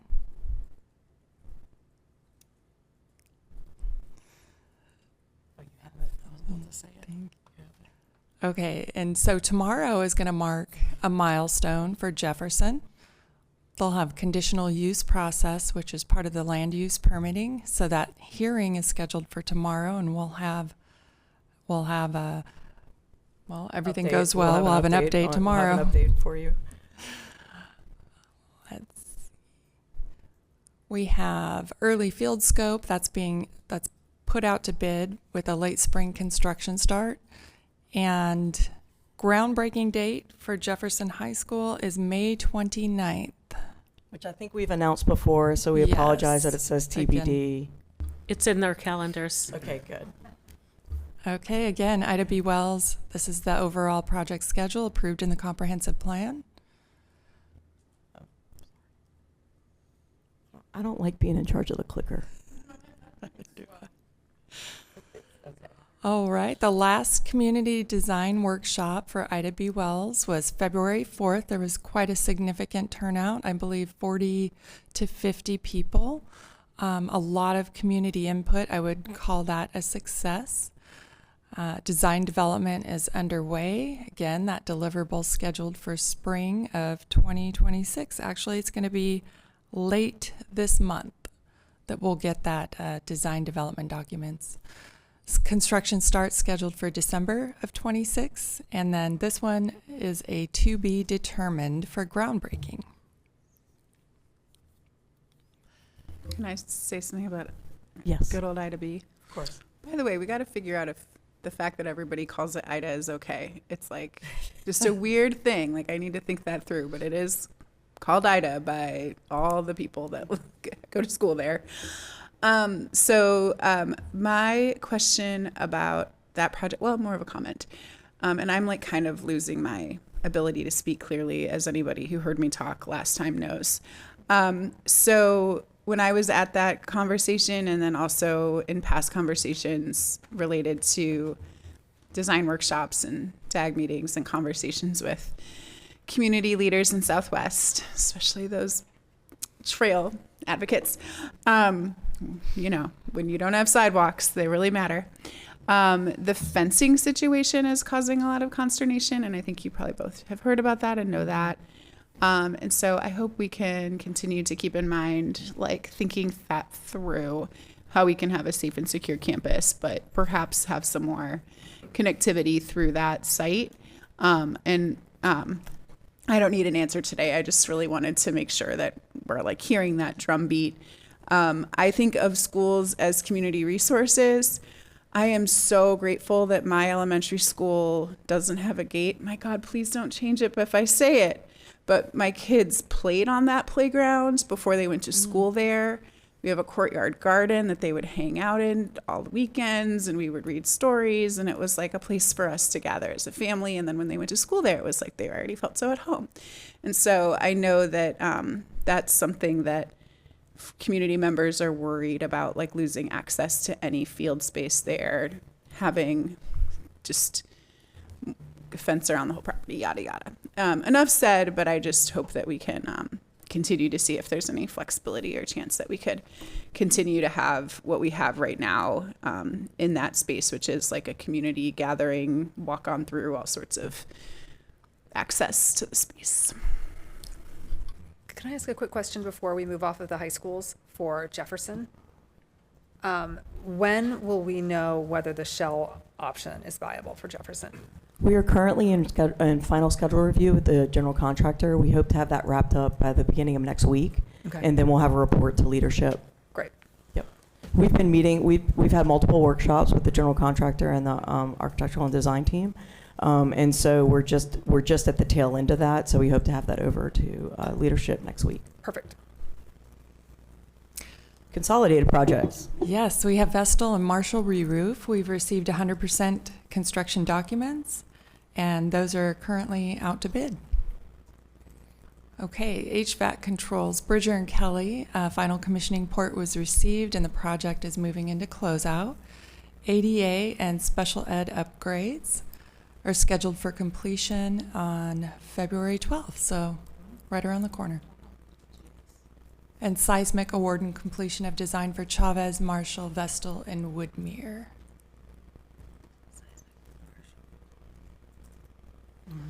So these slides are going to be very, very similar to what you saw during our virtual meeting 2 weeks ago.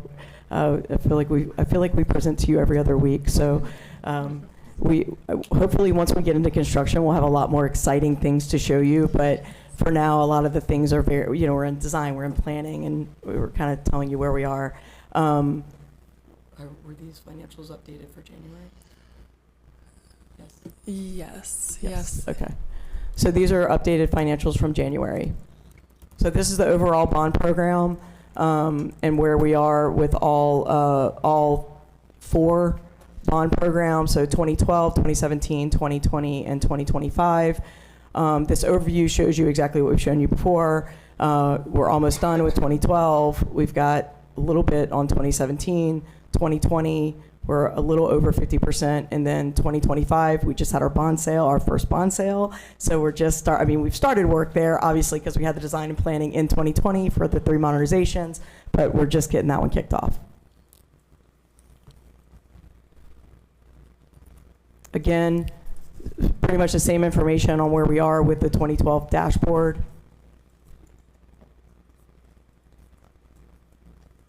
This is kind of where we are from a closeout and construction perspective. We still have 8 projects here that are in construction and or actively getting to closeout. So that is why this bond program is kind of lingering. We're trying to finish that up. This clicker is really slow. I'm going to end up going, I'm sorry. 2017 dashboard. You want to speak to 2017? Sure. 2017 dashboard, there's approximately 892 million, 7% available. It's pretty much in a closeout and reconciliation phase.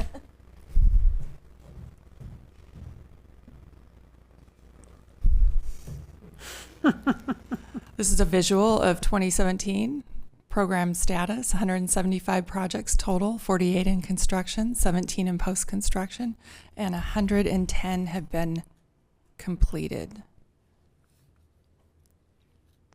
Okay, 2020 dashboard. We have a total of 1.3 billion in funds with 42% available. Again, the visual, 103 total projects, 1 in pre-planning, 61 in construction, 2 in post-construction, and 39 have been completed. 2025 has the bulk of the funds at 1.8 billion, and 95% are available. And we're currently building out that program and what it's going to look like. There's the visual, everything's in pre-planning at this stage. Although we do have some in design at the moment. Actually, we need to update that, but because we do have our 3 modernizations that are in design, so we can update that for next month. But that's coming from 2020. Yes. Any questions? That's a good point. TJ just corrected me. She's absolutely right. Actually, design is represented in the 2020 bond. That is why everything is shown as pre-planning, because the construction for the 3 modernizations is in the 2025 bond. Thank you, TJ. You're welcome. I was just curious about the West Sylvan Fields. Is there anything on that? It is. We did present to the athletics and vice principals this past week. And they are scheduled. I don't have that schedule in front of me. Can we get back to you on that? Because I can get you the information that we presented at that meeting. Great. But I don't have it in front of me. Should have. Okay, thanks. Yep. I have a question. Big surprise. For the 2012 and 2017 bonds, the funds, like the available funds buckets, I just want a comment. We've got the major athletic projects for Grant and Lincoln on deck, and Grant was part of the 2012 bond originally, and Lincoln was part of the 2017 bond. So I'm just wondering, or just wanted to point out there may be an opportunity to bill some of the expenditures for the Grant Bowl and for West Sylvan to these bonds. They were part of this initial plan, and now that there's, some accurate reconciliation here, I just wanted to throw that out there. It wouldn't be out of scope.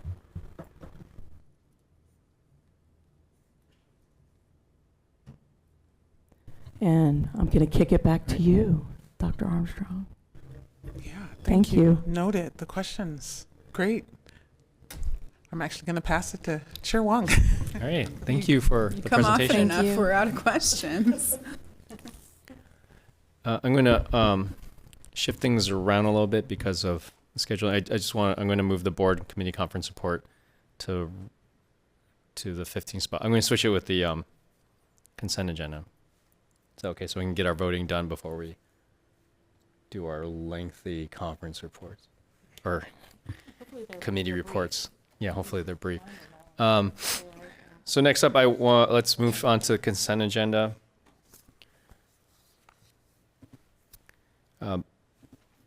If there's any items on the consent agenda you would like to move off for a separate vote, please indicate that now.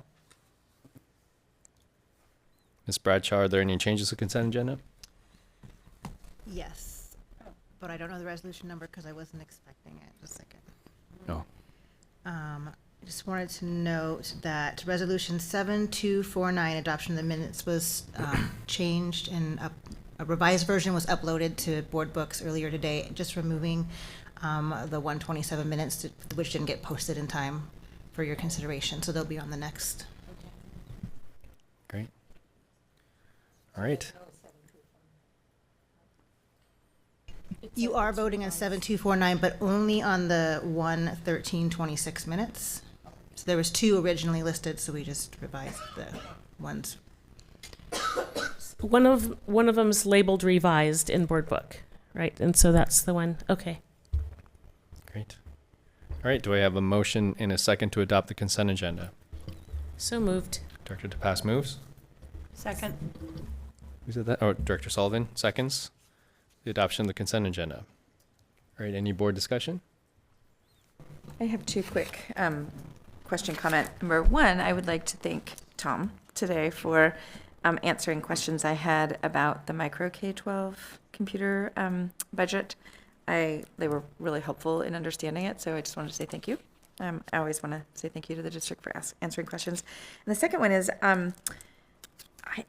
Land O'Lakes. Why are we not going with like Tillamook or some Oregon company that does cheese instead of just, I mean, it's a weird question, but we have like a giant cheese company right here in Oregon.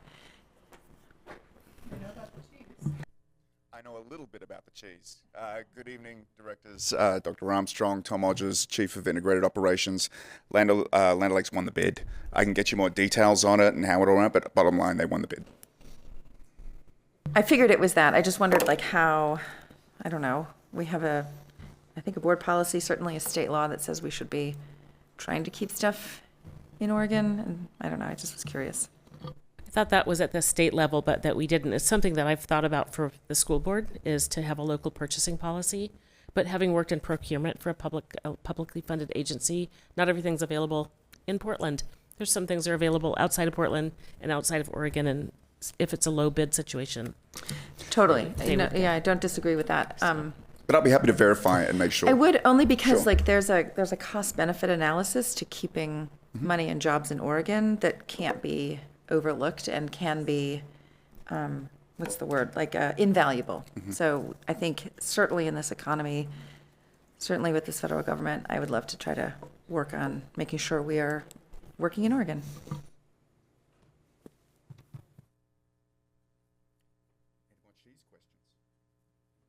Which one's your favorite?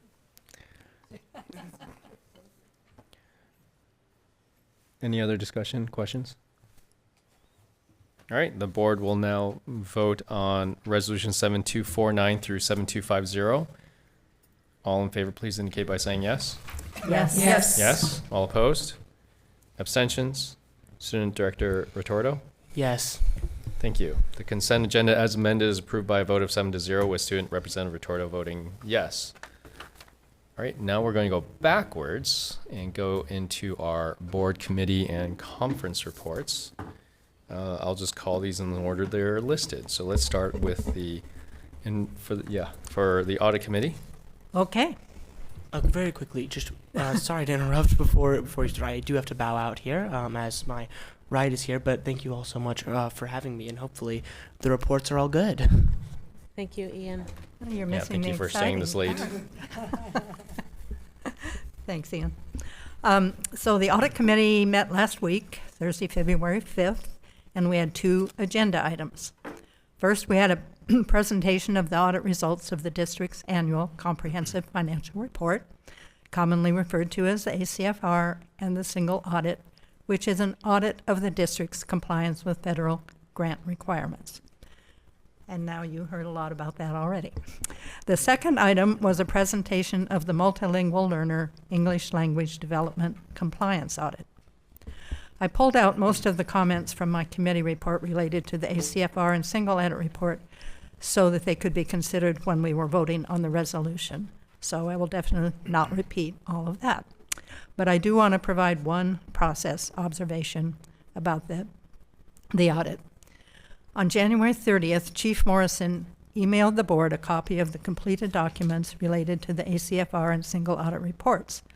However, the final financial reporting package was submitted to the state before the audit committee meeting on the 5th and before the board accepted the final financial reporting package that we did in tonight's meeting. And that was because it had to be submitted on that certain date.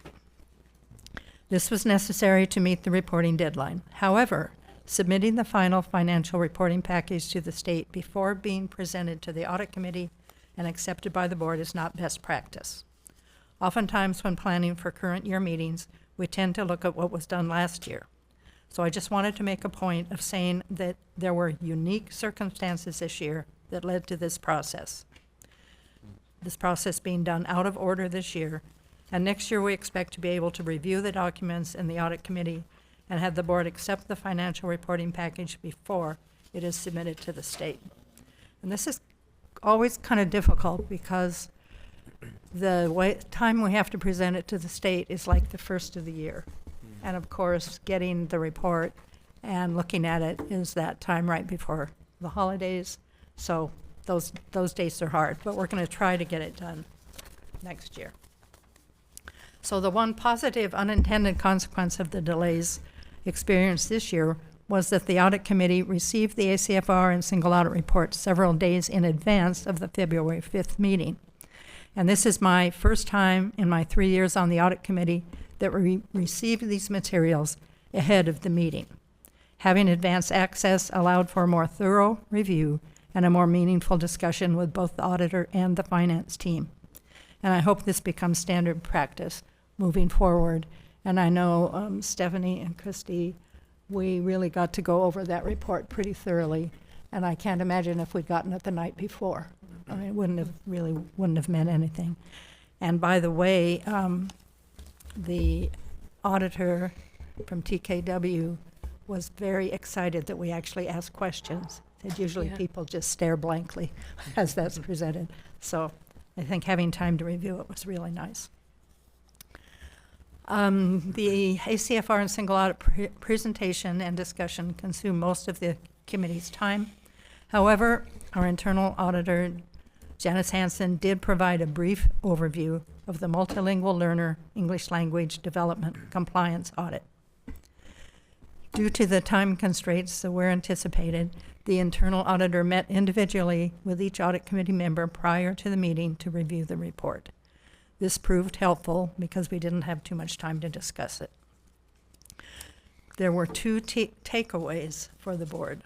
First, the overall audit conclusion states, based on the results of the audit, we found that internal controls need to be strengthened to maintain the overall integrity of the school district's compliance with applicable requirements to ensure students with limited English proficiency can meaningfully participate in their educational programs and services.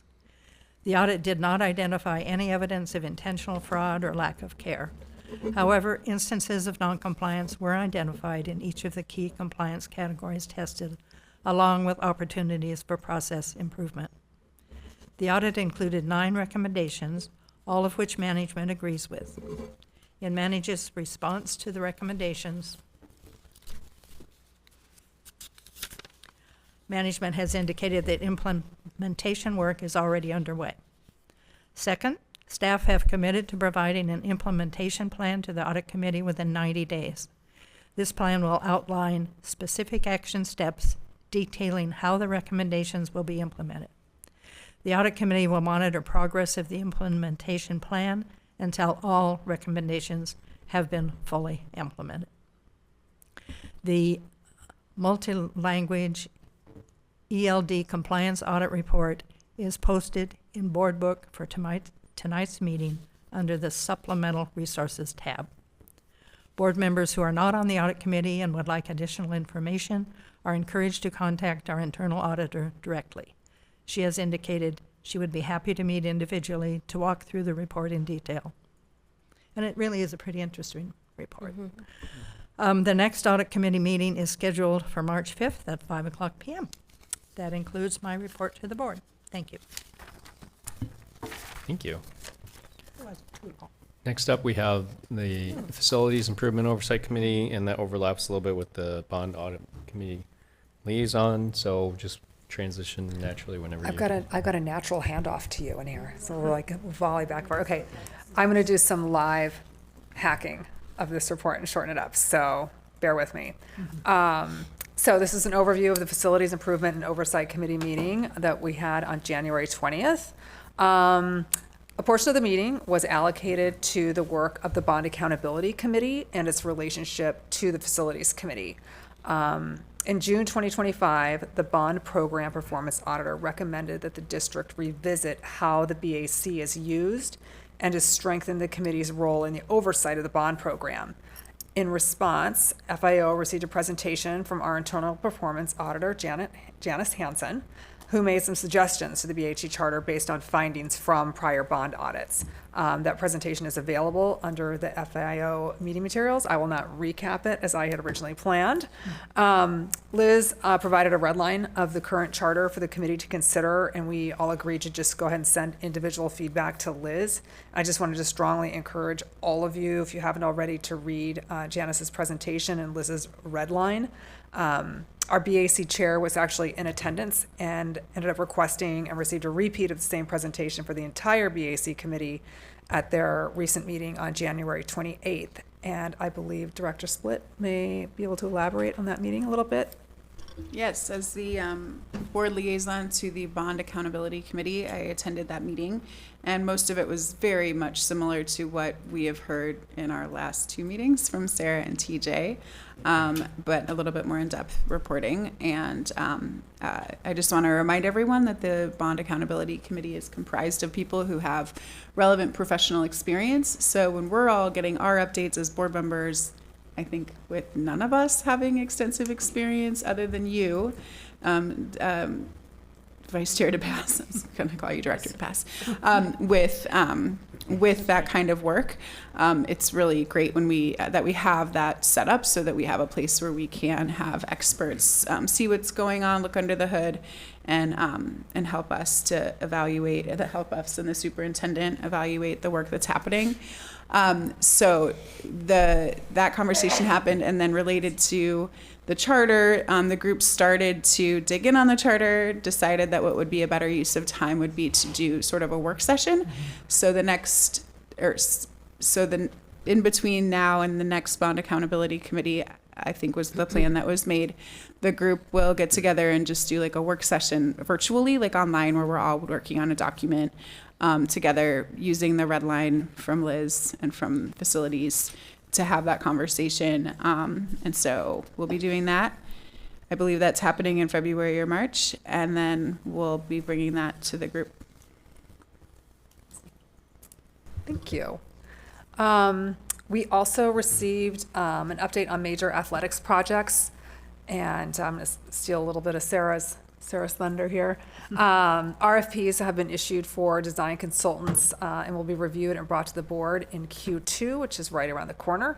And the start of any construction on the projects is estimated at 12 to 16 months from now. So it sounds like they'll be starting next spring if everything goes smoothly. For our next committee meeting, which is on St. Patrick's Day, I'll try to do something fun. I've asked for more detail, a detailed breakdown of each project and what exactly it includes. For example, I think about Roosevelt, and I know that they need bleachers, but I've heard that there's also a field, but I don't know the details. I don't think any of us know like what the actual pieces of every project are. So I actually asked for a specific slide on each one and a projected timeline for each one as well, so the public has some daylight on exactly what they can expect. Have also requested an overview any projects that involve Portland parks, like Powell Park. There are others. I did want to call out there was a significant portion of the public testimony from members of the Lincoln community that were urging us to prioritize the construction of the new outdoor athletic facilities at West Sylvan. And it was interesting, I didn't know this, that we've got the West Sylvan in the 2025 bond, but it actually was identified in the 2017 bond. And this project actually received conditional use land approval from the city of Beaverton in March of 2020. It already had the approval and it was actually allowed to expire. That was an eye-opener. So I know the site has been designed and approved, and we are 5 years later with timelines that would potentially delay the construction again and add several years. It's a teacher, coach, families, students, fundraisers, and basically, in a nutshell, they described for the last 12 years that they practiced at more than 23 locations across 5 cities: Portland, Hillsborough, Beaverton, Milwaukee, Vancouver. Because city parks permits end at 6 p.m., their home games have to begin at 4, resulting in early student release up to 3 times a week. And they pointed out that last year, freshmen missed approximately 19 and a half hours of instructional time and said it was more for JV. So I thought this was really interesting. I didn't know that this project had already been off the ground once. So as we're prioritizing, I just wanted to share that, and you might want to take a look at their testimony. It was really compelling. We received an update on field lighting at Grant High School's Grant Bowl. March 1st isn't going to happen. We're hoping for March. I'm obviously emailing regularly. And it looks like the lacrosse team is in the process of relocating all of their home games and practices, and just a couple weeks before the start of the season. So with track starting, hoping we can get started, but this may end up being, I don't want to say it out loud, but this could be early summer, but we'll see. Fingers crossed, but it's sooner. And I already talked about Roosevelt and like more detailed breakdown. There are others, but I did want to call that out. Seismic. BCS and Rose City Park are slated for full retrofits. The additional schools that were listed for work were Ainsworth Beach, Capitol Hill, Kelly, Richmond, Vernon, Winter Haven. I think everybody wanted a deep dive on how the formula got us to those schools. I have that on the March facilities agenda, but I've got this in my notes for the end of the meeting. If that's something we want to consider doing with the full board, we certainly could. And let's see, we had a brief update on PSEF funds. Technical energy audit has been conducted at 12 schools. It appears that the bulk of the money still needs to be allocated, and the district is working on its time to schedule a meeting with PAT about the funding that was allocated for thermal comfort. I'm almost done.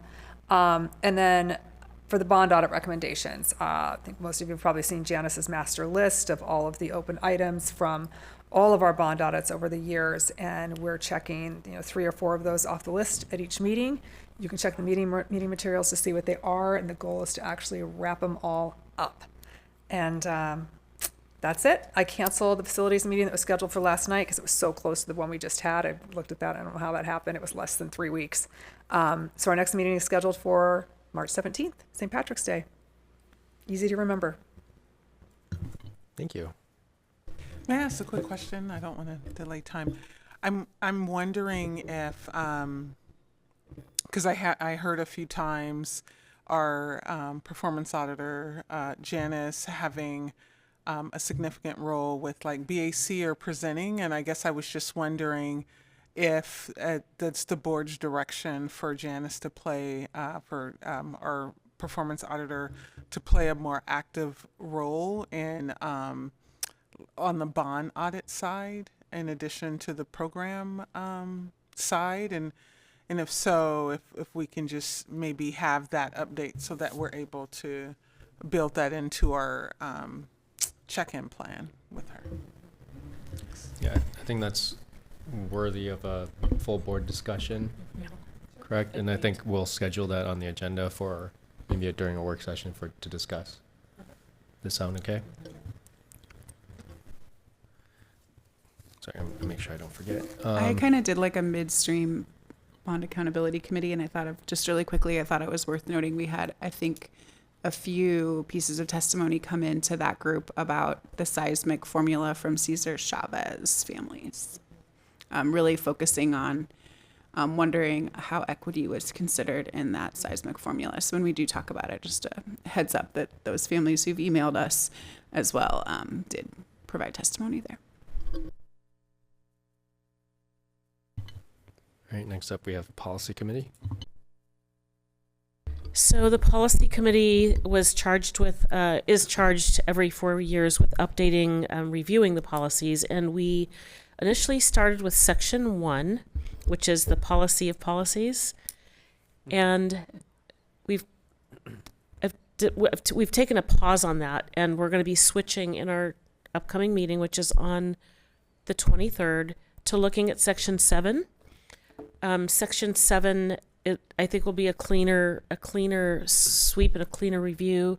Section 1, I feel like because of some of the board development activities that we're doing, the evaluation, which, by the way, I hope everybody has turned in their self-evaluation. Today's the day. Today is the day. Not everybody participated. So there's, I think, 3 or 4 people that have not, if you could try to get them in. Okay, maybe it's 100%. Okay, it's 100%. It wasn't yesterday, so thank you. Section 1 is our policies about how we govern ourselves, and so I feel like the work that we're doing, the board development, the professional development we're doing, will it'll help us actually do that body of work better, and some of these will need full board, I think, buy-in. So section 1 is going to be put aside for now. We'll start to look at section 7. I don't have it pulled up, but section 7 will be is the work that we will be doing starting on the 23rd. Great, thank you. Next, teaching, learning, enrollment. I don't have an update this week. We are meeting later this week. Oh, that's right. Thank you. National Summer Learning Association Summer Solution Leadership Forum. Yes. So this is my conference report for the National Summer Learning Association. I attended an invitation-only national convening that brought together approximately 300 top leaders, including superintendents, state education agency chiefs, mayors, policymakers, national nonprofit leaders, foundations, and corporate partners together. The purpose of the gathering was to collaborate and design creative summer learning solutions that address major challenges facing young people and communities, and figuring out ways to address that summer slide. If you probably remember that last year PPS was nominated for an award for a great work, and I just want to shout out to the staff that has done the work here. Carla and Darcy are very well. They're like celebrities in this space. People are they're highly regarded. The superintendent, by the way, I don't know if I shared with you, people were like, "Oh, we saw your superintendent." Like it was a really big deal, and I heard some very positive feedback there about our district and about you. Some of the key focus areas were on expanding high quality summer learning opportunities, cross-sector collaboration between education, government, and nonprofit partners, which was really interesting. So how we tend to sort of work in silos. Some of the presentations were on these amazing and impactful cross-sector collaborations it really inspired me. Using data and community voice to design responsive programs. We heard that having community voices is a key to the success in the summer. It's not just designed at the district level, but literally having input from families, parents, and caregivers. Addressing equity gaps in access to enrichment, academic support, and youth development. The relevant to our own district priorities is the conversations that we had closely aligned with our district's priorities around student engagement, academic acceleration, and equitable access to learning opportunities outside of the school year. Several sessions that I attended reinforced the importance of coordinated partnerships and intentional design to ensure summer programs support literacy, math, and whole child outcomes. We also heard there about the culture of belonging, how important that was to summer learning and learning in general. And yeah, it was really great. It was a very small conference. Like, again, it was by invitation only. The organizers were very intentional about who they had in the room. Great, thank you. Next, we have the Community Budget Review Committee. Okay, the CBRC met for their first time this year. Last Wednesday, February 4th.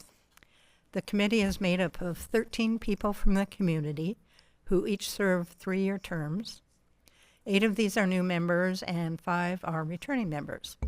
The committee also includes 6 students who serve a 1-year term and are non-voting members. All 19 members signed into the Zoom meeting. Adriel Pearson, I think, is the chair of the committee and served as vice chair last year. I'm the board representative to CBRC and do not have a vote. The meeting started by everyone introducing themselves and stating what they wanted to accomplish by being on the committee. Chief Morrison was there. She's everywhere, it seems, right now. Began the discussion on the budget and explained that the 25-26 budget included the use of one-time funds that are not available next year. She said that in making budget cuts, we take into account who is most impacted by the change and does it increase or decrease disparities. She encouraged us to look at the budget website for more information and discussed reduction targets. You can view all of this on YouTube. Richard Smith from the Assessment and Evaluation Team presented preliminary changes being considered for school staff by school type. So what would be happen in K5, K8, 6-8, and 9-12. And there was also information on changes to central office staff. And of course, these are preliminary and they were presented as that, and really want the members of the CBRC to make recommendations and observations. Members asked many questions and requests for clarity, which were recorded and will be answered. Some requests were, need to have clarity about what cuts impact students, look at the overage budget compared to hiring educational assistants, what has been done to evaluate blends and best practices, especially for 4-5 blends. There was a question about student voices not being counted. A returning member wanted to be sure that we looked at last year's recommendations that the CBRC committee made and to see if they were implemented. They wanted clarification about the meaning of central office services, and the main idea of what we were trying to do with the budget was to try to improve student experience. And we realized that almost everything affects students in some way. The meeting is recorded, so anyone is welcome to watch at any time. There is also a CBRC webpage and an advocacy toolkit. And I was just so impressed with all these people who care so much, coming at 5:30 to 7:30 at night, and with wonderful questions and obvious care. So it was very impressive. The next CBRC meeting will be on March 4th, and there will be a couple of meetings where they will be kind of interacting with us. Awesome, thank you. That concludes my report. I forgot to add one more committee. I am actually the liaison to the Climate Crisis Response Committee. And I asked them to share some stuff that they would like me to share, so I'm just going to share them. Number 1, this is the best committee. Yes, those are fighting words. The CCR CCRC student representatives shared plans for student-led climate summit and showcase, as well as a second annual dissemination of the student climate survey. Both of them are going to be to all high school students. Both will be taking place in April. Some good news, 100% of eligible schools have submitted and received approval for their PCEF student projects. Past projects, if you want to take a look at them, are on the PPS Digital Showcase website page. And lastly, some good news, more good news. Assuming the next 3 high schools that we build are all electric like we planned, PPS will be on track to meet the 2030 decarbonization goal of 50% emission reduction.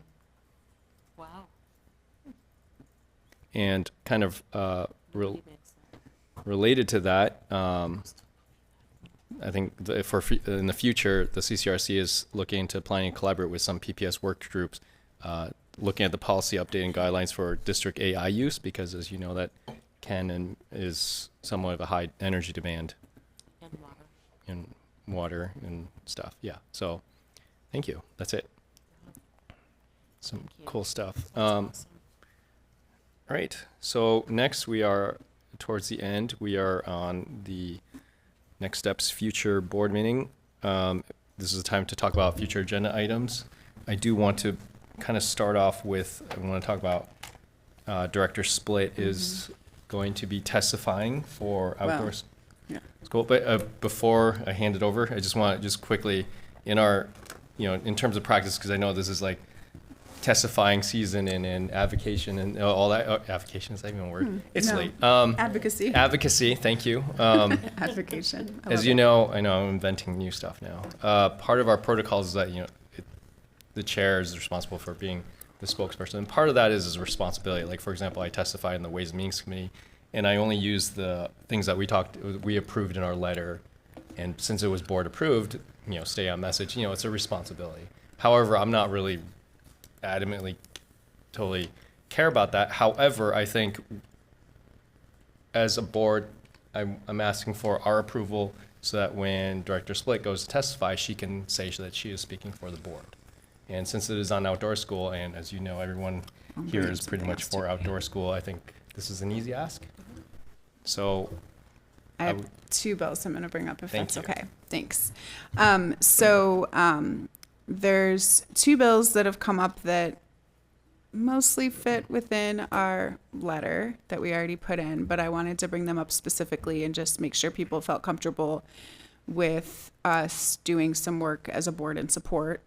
One of them is, I wrote it all down. Remember what I said? I lost it about an hour ago, so I'm just operating like real low bar here.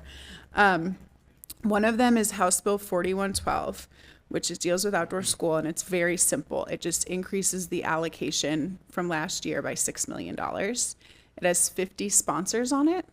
And as a reminder, that's lottery funds. So that's not $6 million coming from, say, that could come to our schools and support operations. We had extensive discussion last year with the old board and then this year with the new board, talking about this issue, and it seems like something that universally people want to see a full week for outdoor school.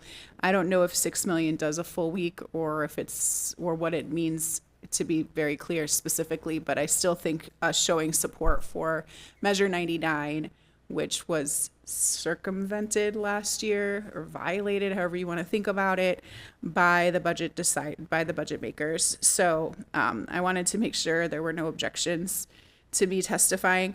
This isn't like my issue. I got asked to testify on it, which I'm happy to do.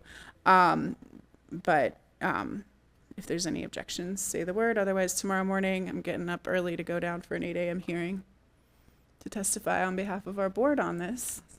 Yeah, so, cool. Okay. The other one that I wanted to bring up is House Bill 4177.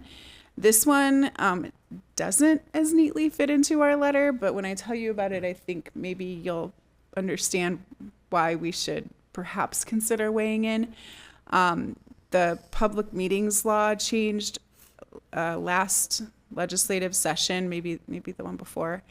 And those new laws have to do with, have kind of gone like over the top as far as how members of a board like ours can communicate with each other. And there's been apparently a work group meeting for the last 4 months to evaluate that public meetings law and to make changes to make it work better for the very many boards and commissions, et cetera, that it applies to. I took a look at the introduced bill. I wrote the Oregon School Board Association. They've been at the table for that 4 months of work group meetings. I've been told what's available online is likely to change, but essentially it makes it so, for example, if 3 of us let's say there are 3 people on facilities wanted to email each other about having something on an agenda, that wouldn't be a violation because it would be procedural. It sort of like draws a line between deliberation and information sharing, or like procedural conversations. So I think given the conversations we've had as a board about that, it would be great if we could consider, and it doesn't need to happen today, I'm not sure what the process would be, but for us to consider being supportive of that, because I think we've all experienced that it has chilled, that new law has chilled communication among us in a way that's been detrimental. And I think it's important that elected officials be willing to stand up and say, yes, we want to see transparency, but also we need to be able to communicate in order to get things done in an effective way. So I didn't bring this up with anyone other than Ben Gurwitz, our lovely new government relations person, before bringing it up today. So I don't know if people want to run a different process or what you all want to do, but that bill is in a committee that stays open for the whole session and is not scheduled for a public hearing imminently. So I think we have time to do some process if we want, or maybe we're all just like, yeah, sounds good. I don't know what we're supposed to do, Eddie or Chair Wong. You decide. Yeah, sorry, just almost too late. I think with this short legislative session, the reason I wanted to ask everyone's permission for Director Splitt to represent the board is because I think we need to divide and conquer, right? The more that we can, and so I don't, if I have to be there all the time, it's kind of annoying, and also not possible for me schedule-wise. So, and I think important to note, I work there. Exactly. Yeah. So You're already there. I think it's powerful when Director Splitt introduces herself and say, I'm speaking on behalf of the PPS board. And that's why that ask was tonight. And so, yeah. And I think that's a go ahead for outdoor school. For the second one, I don't know, what do you think? I'd love to read the second one. I'm inclined to say yes, but I'd love to read it first. Yeah, I think I'm in the same boat. I want to read it first as well. I think to be honest, it'll probably prevent us from being able to weigh in because the amendment will post and we won't probably have time after the amendment posts to evaluate it. I'm happy to send around a link to the base bill and maybe we could decide, yeah, as long as like the spirit doesn't violate or something, but I don't know, what do you think?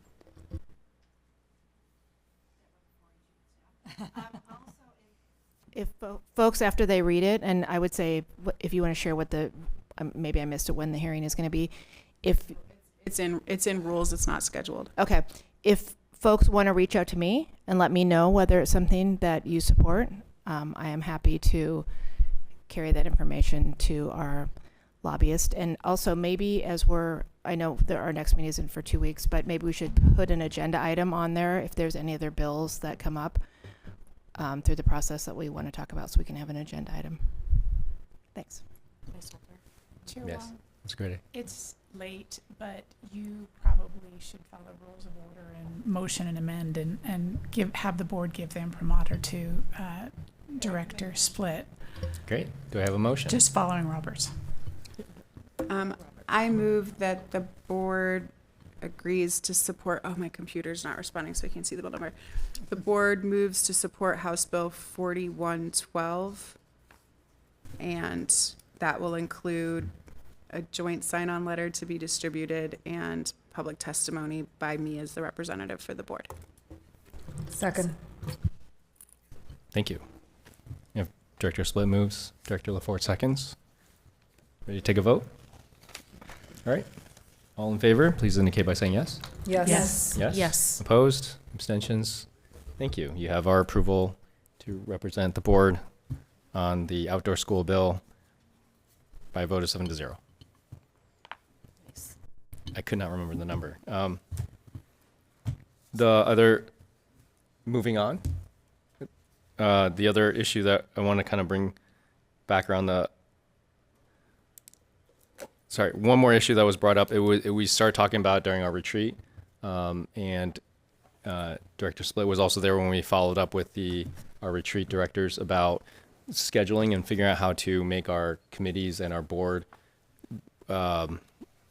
meetings more effective and more collaborative and more kind of just more consistent. So I think I also briefly talked with Director LaForte, about potentially looking into, say, instead of one work session and one regular board meeting a month, it would be just 2 regular board meetings a month. And then that would also look at how that impacts in terms of our committees. And because, the truth of the matter is that sometimes there's work in the committee, but the full board's interested. So it'd probably be more time saving to have in the full board. And also to, an issue that Director Chase Miller brought up is sometimes there's issues on the full board that maybe only a few people are really interested in, how to punt that into a committee and work that process. However, that is something that we put on the agenda for our next retreat. And so I think maybe a decision on that should probably wait till then. But I just want to kind of put that out there so you know that this is something that I think is being in serious consideration. And then I promised Director Engelsman bringing back the topic to talk about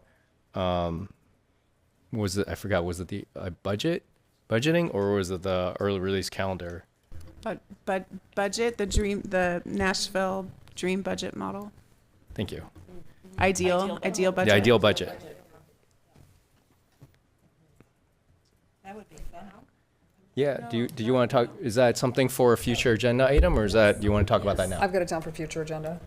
So there's an expert. There's an expert in education, K-12 education finance that we might be able to engage with. Dr. I think it's Jessica Swenson from Georgetown, and this is kind of her area of expertise. It's K-12 finance and equitable outcomes. Anyway, it's just an idea. Okay. I learned about her through School Board Partners, and at one point they were offering a free certificate from Georgetown in that topic.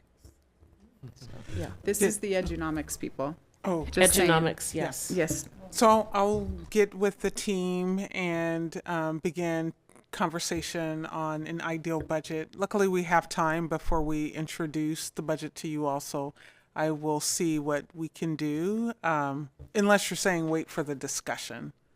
Is it, I'm happy to wait for the discussion, or I'm happy to get started on working with it. I'm sorry, I don't know what the direction is. I was kind of envisioning something with your team. Okay. Just like as we're working through it right now. So get busy working on it. Got it.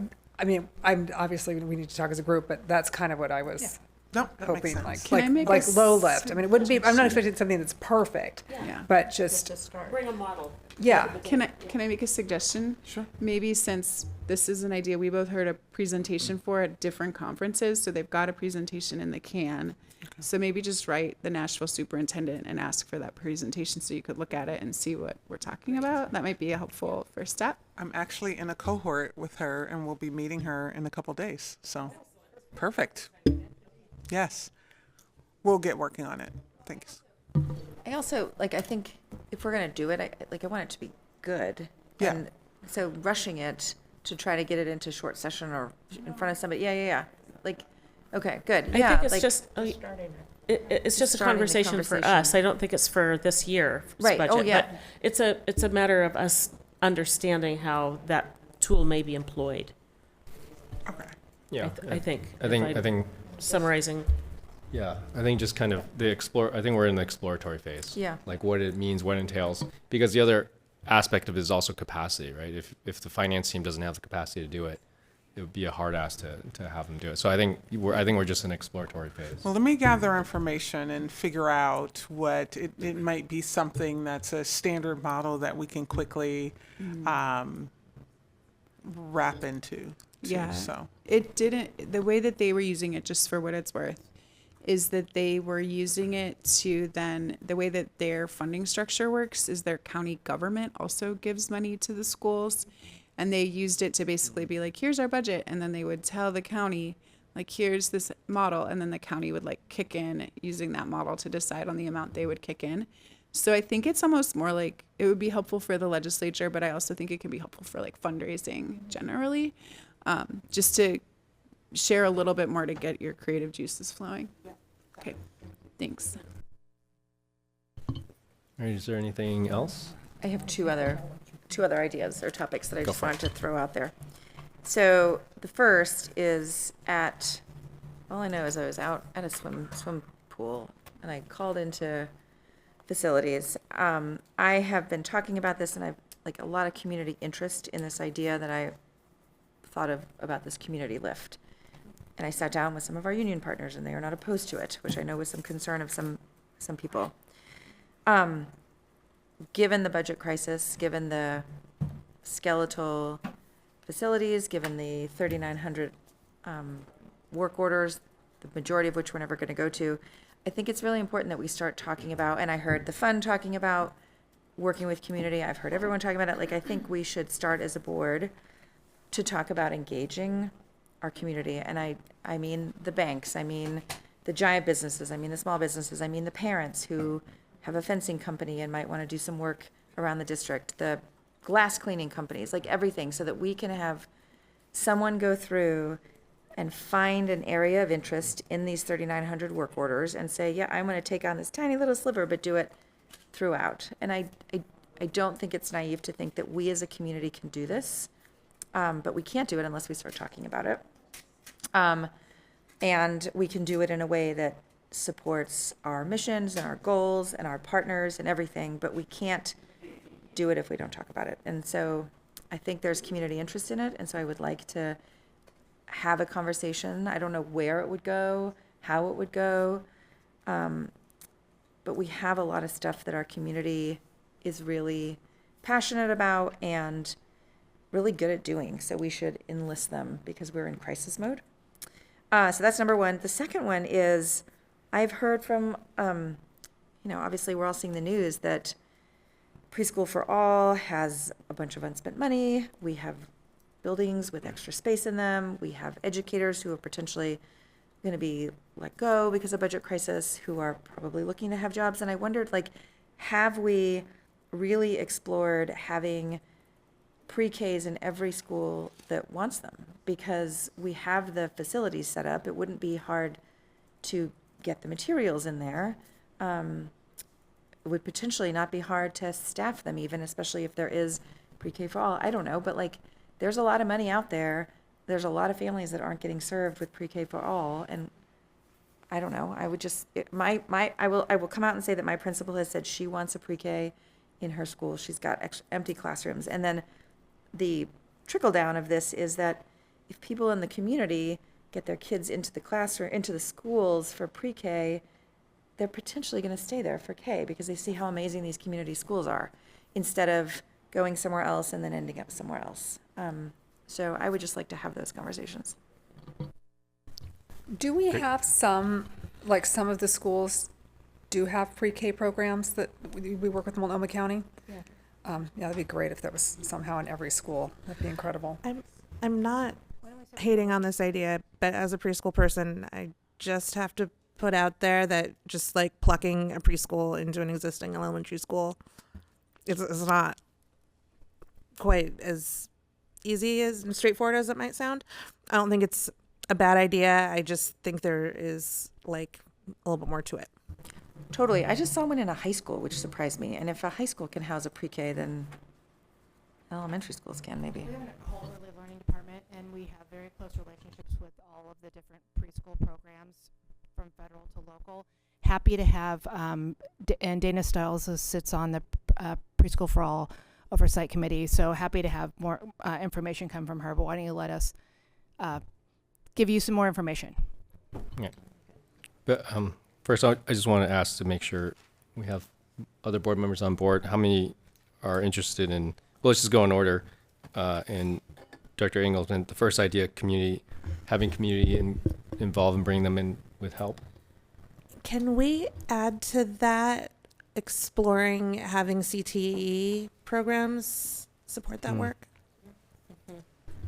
I want to add, I had a conversation with Tom about, we talked a little bit about this, there's some PTA projects out there, like PTAs that have raised money for soundproofing that can't get it installed, PTAs that have raised money for a fence and can't get it installed, and how to corral those requests. And there's a name for the form, like they actually have a form where they track these. I want to say PDR, it's probably wrong, but we actually started a conversation about how to track that as a group of work for facilities. Like we literally just had this conversation. I wonder if it could somehow be part of that. If schools have requests or something, I don't know. We might be able to start it in facilities, unless we want to do it as a full board. Just throwing that out there. Okay, how many people are interested? I support the conversation happening, whether it's in facilities without me or not, as far as just sort of creative solutions to either fundraising or carrying out improvement projects that our schools given maintenance backlog. Yeah, great. I mean, we have 3 or more, so I mean, it's moving forward. The question is now, I guess we'll have to figure this out because the action items, I think, is the thing that needs to be figured out, like what we need to do or what that looks like and what model and what that entails and what kind of resources that draws in. So I think that may be a conversation. I'll punt this over to maybe you want to take that or work it out. Again, I think it looks like it's still a discovery thing, right? And potentially may involve something outside the board, right? And so, great. And then the second one was preschool for all, housing them in our schools. Is that something that others are also interested in? Yes, and I mean, we already do it, so it must be something we could expand. Okay, so I then guess, well, could we just ask why isn't it at every school? Like, should we answer that first, or? Can I just, Yeah. Okay. Yeah, I mean, we have the federal Head Starts. We don't have, Albina Head Start is not under us, but we have the. We can bring an update for that. I mean, I don't want to be outside the protocol, but I mean, no, that's great. we probably have. we got Yeah. a full briefing over the summer because we have to have it as part of, they like did the Head Start thing we have to do as a requirement, and they built in like a whole presentation about all these programs, and it was fascinating. It was early in the summer when a lot of us were new, so it probably went in one ear and out the other. But I remember it because that's how I found out that PPS doesn't provide pre-K preschool on the west side of the river because there's some other neighborhood house or something does it. But anyway, that's why I remember it. But all that to say, if we know that we're going to need to do the Head Start agenda item at a certain time, might I just suggest we keep that in mind, that we will eventually have to have that same presentation again because it was like a yearly requirement. So I think having the conversation about preschool, like maybe just redoing that briefing. I'm having such a hard time articulating. Yeah. I don't want us to have the conversation like in March and then have to do it again in July is what I'm trying to say. Yeah, so I think maybe let's just start with the update because I think it's, but yeah, okay, that makes sense. So let's start with the update because I think it's important to also identify if things are the way they are because of, or if there's barriers, right? And if there's barriers, then that becomes potentially an action item. Yeah, well, but we we've need to got- figure out if yeah. that's the case first, right? Well, we've got a whole early Right. childhood program that knows about this, so we could definitely tap into them. Yeah. And I thought that presentation was the 5-year presentation that we have to do every year. I didn't know it was the annual. Oh, it's annual. Okay, not the 5-year audit, Head Start audit. It's something different, yeah. It was a great presentation. And that's actually when I saw that, I was like, oh, I didn't know that we were actually a site for some of the Preschool for All programs. That's when I first heard that. I was like, oh, that would be amazing if we had that in more schools. Okay. So if the update, I mean, just in terms of flexibility, if it seems like it would be fine if the update occurs closer to when we have to discuss it anyways, is that okay? Or do you want it sooner? I'd be okay waiting. I mean, Either. I'm thinking about duplication of work a lot these days. Yeah. And so if it could be presented once instead of twice, it would be my preference to have one presentation, not two. This doesn't have to be the whole big presentation. It can just be them talking to us about this particular program. I was thinking it would be more efficient to tie them together, but if it's not, then I'm agnostic. Deborah Kavori, Chief of Staff, why don't you let us look into it and give you an idea of the time? Because I could just sit here and pretend that I know that we could get it next week, or that would be 2 months. So why don't we'll both for the special budget issue and for the preschool for all preschool program. Let's superintendent go back and talk to the staff about, get an idea about how long it would take to get something and information, so that, and put it in next, compared to the workflow that people have going on right now, and get back to you. Yes, thank you. That's right. Yeah. We don't want to give them any more work right now. People do have jobs. Such a hard I mean, it's a budget team. We don't want them to walk out. Let's just put it that way. We need them to finish. So. But just to be clear, like, an update is great, but I also want to have a conversation, to someone's point about Nashville collaborating with the city. Like, this is that exactly. Like, we would be collaborating with someone who has money to do early education, and we have buildings, like that conversation, we have that space. But also, I think it is a little time sensitive, because there's a bunch of money that they're going to be trying to spend, and we might miss the boat with this conversation. So I guess, I don't know. Is that a staff, though? I mean, would we direct staff to do that? It's not the board's work. And I just want to also point out, this is one of the reasons why, like, for example, a lot of talking points about, like, cut from central office, but these positions like these are the ones that, like, go out and find the money. So the fact that we have less staff than ever means that the capacity to do things like this, I mean, I'm not saying this specifically, but things like this, going out and finding the money, is severely limited now more than ever. So I just want to kind of point that out, that yes, but yeah, I agree with you. I think let's just punt this to staff and see what they can figure out. That was my point. Was I was trying to figure out, is this the board's work? I think it's a really great topic, and I don't think it's the board's work. I think it's a staff's work. Yeah. To do until right, there's a decision, right? And a to budget, your point, if it's a budget decision, if it's a policy decision, or if it's programmatic change, then yes, it would come to the board. Yeah. Yes. I mean, I guess it sounds like we would all like to learn more. Yes, So, we need to learn more. Whichever thing it is, we need to know more to decide. to make a decision. Yeah. Great ideas. So, all right. Just so the next regular board meeting will be taking place. Hold on, I've got one more thing. Oh, I'm sorry. Sorry. Thank you. And I didn't see this on the agenda tracker. It's very possible that maybe I skimmed over it. The BAC charter vote. I didn't see that on the tracker. And I think that's supposed to be coming up sometime in the next quarter. It's not on the. I on the I agenda didn't see tracker? if it was on the agenda tracker or not, but it is something that we should have on the agenda for probably April. Yeah. The April BAC sound good? charter. I thought it was on there, but I may be looking. I at thought this it was too, and then I read it and I didn't see it. I'll double check. And then for the seismic formula, do you want us to take care of that in facilities, or would you rather have that come to the full board? Full board. Okay. Cool. Okay. To you, punting to me, you. Sorry, I'm writing it down. So say that again. Seismic formula We have it on the agenda for March 17th, but we can move it off. And to the full board. as long as you'd want to do it sooner than later, just because all of the work's starting to happen. Okay. Cool. Great. Thank you. All right. The next regular board meeting of the board will take place March 10th. This meeting is adjourned. Thank you.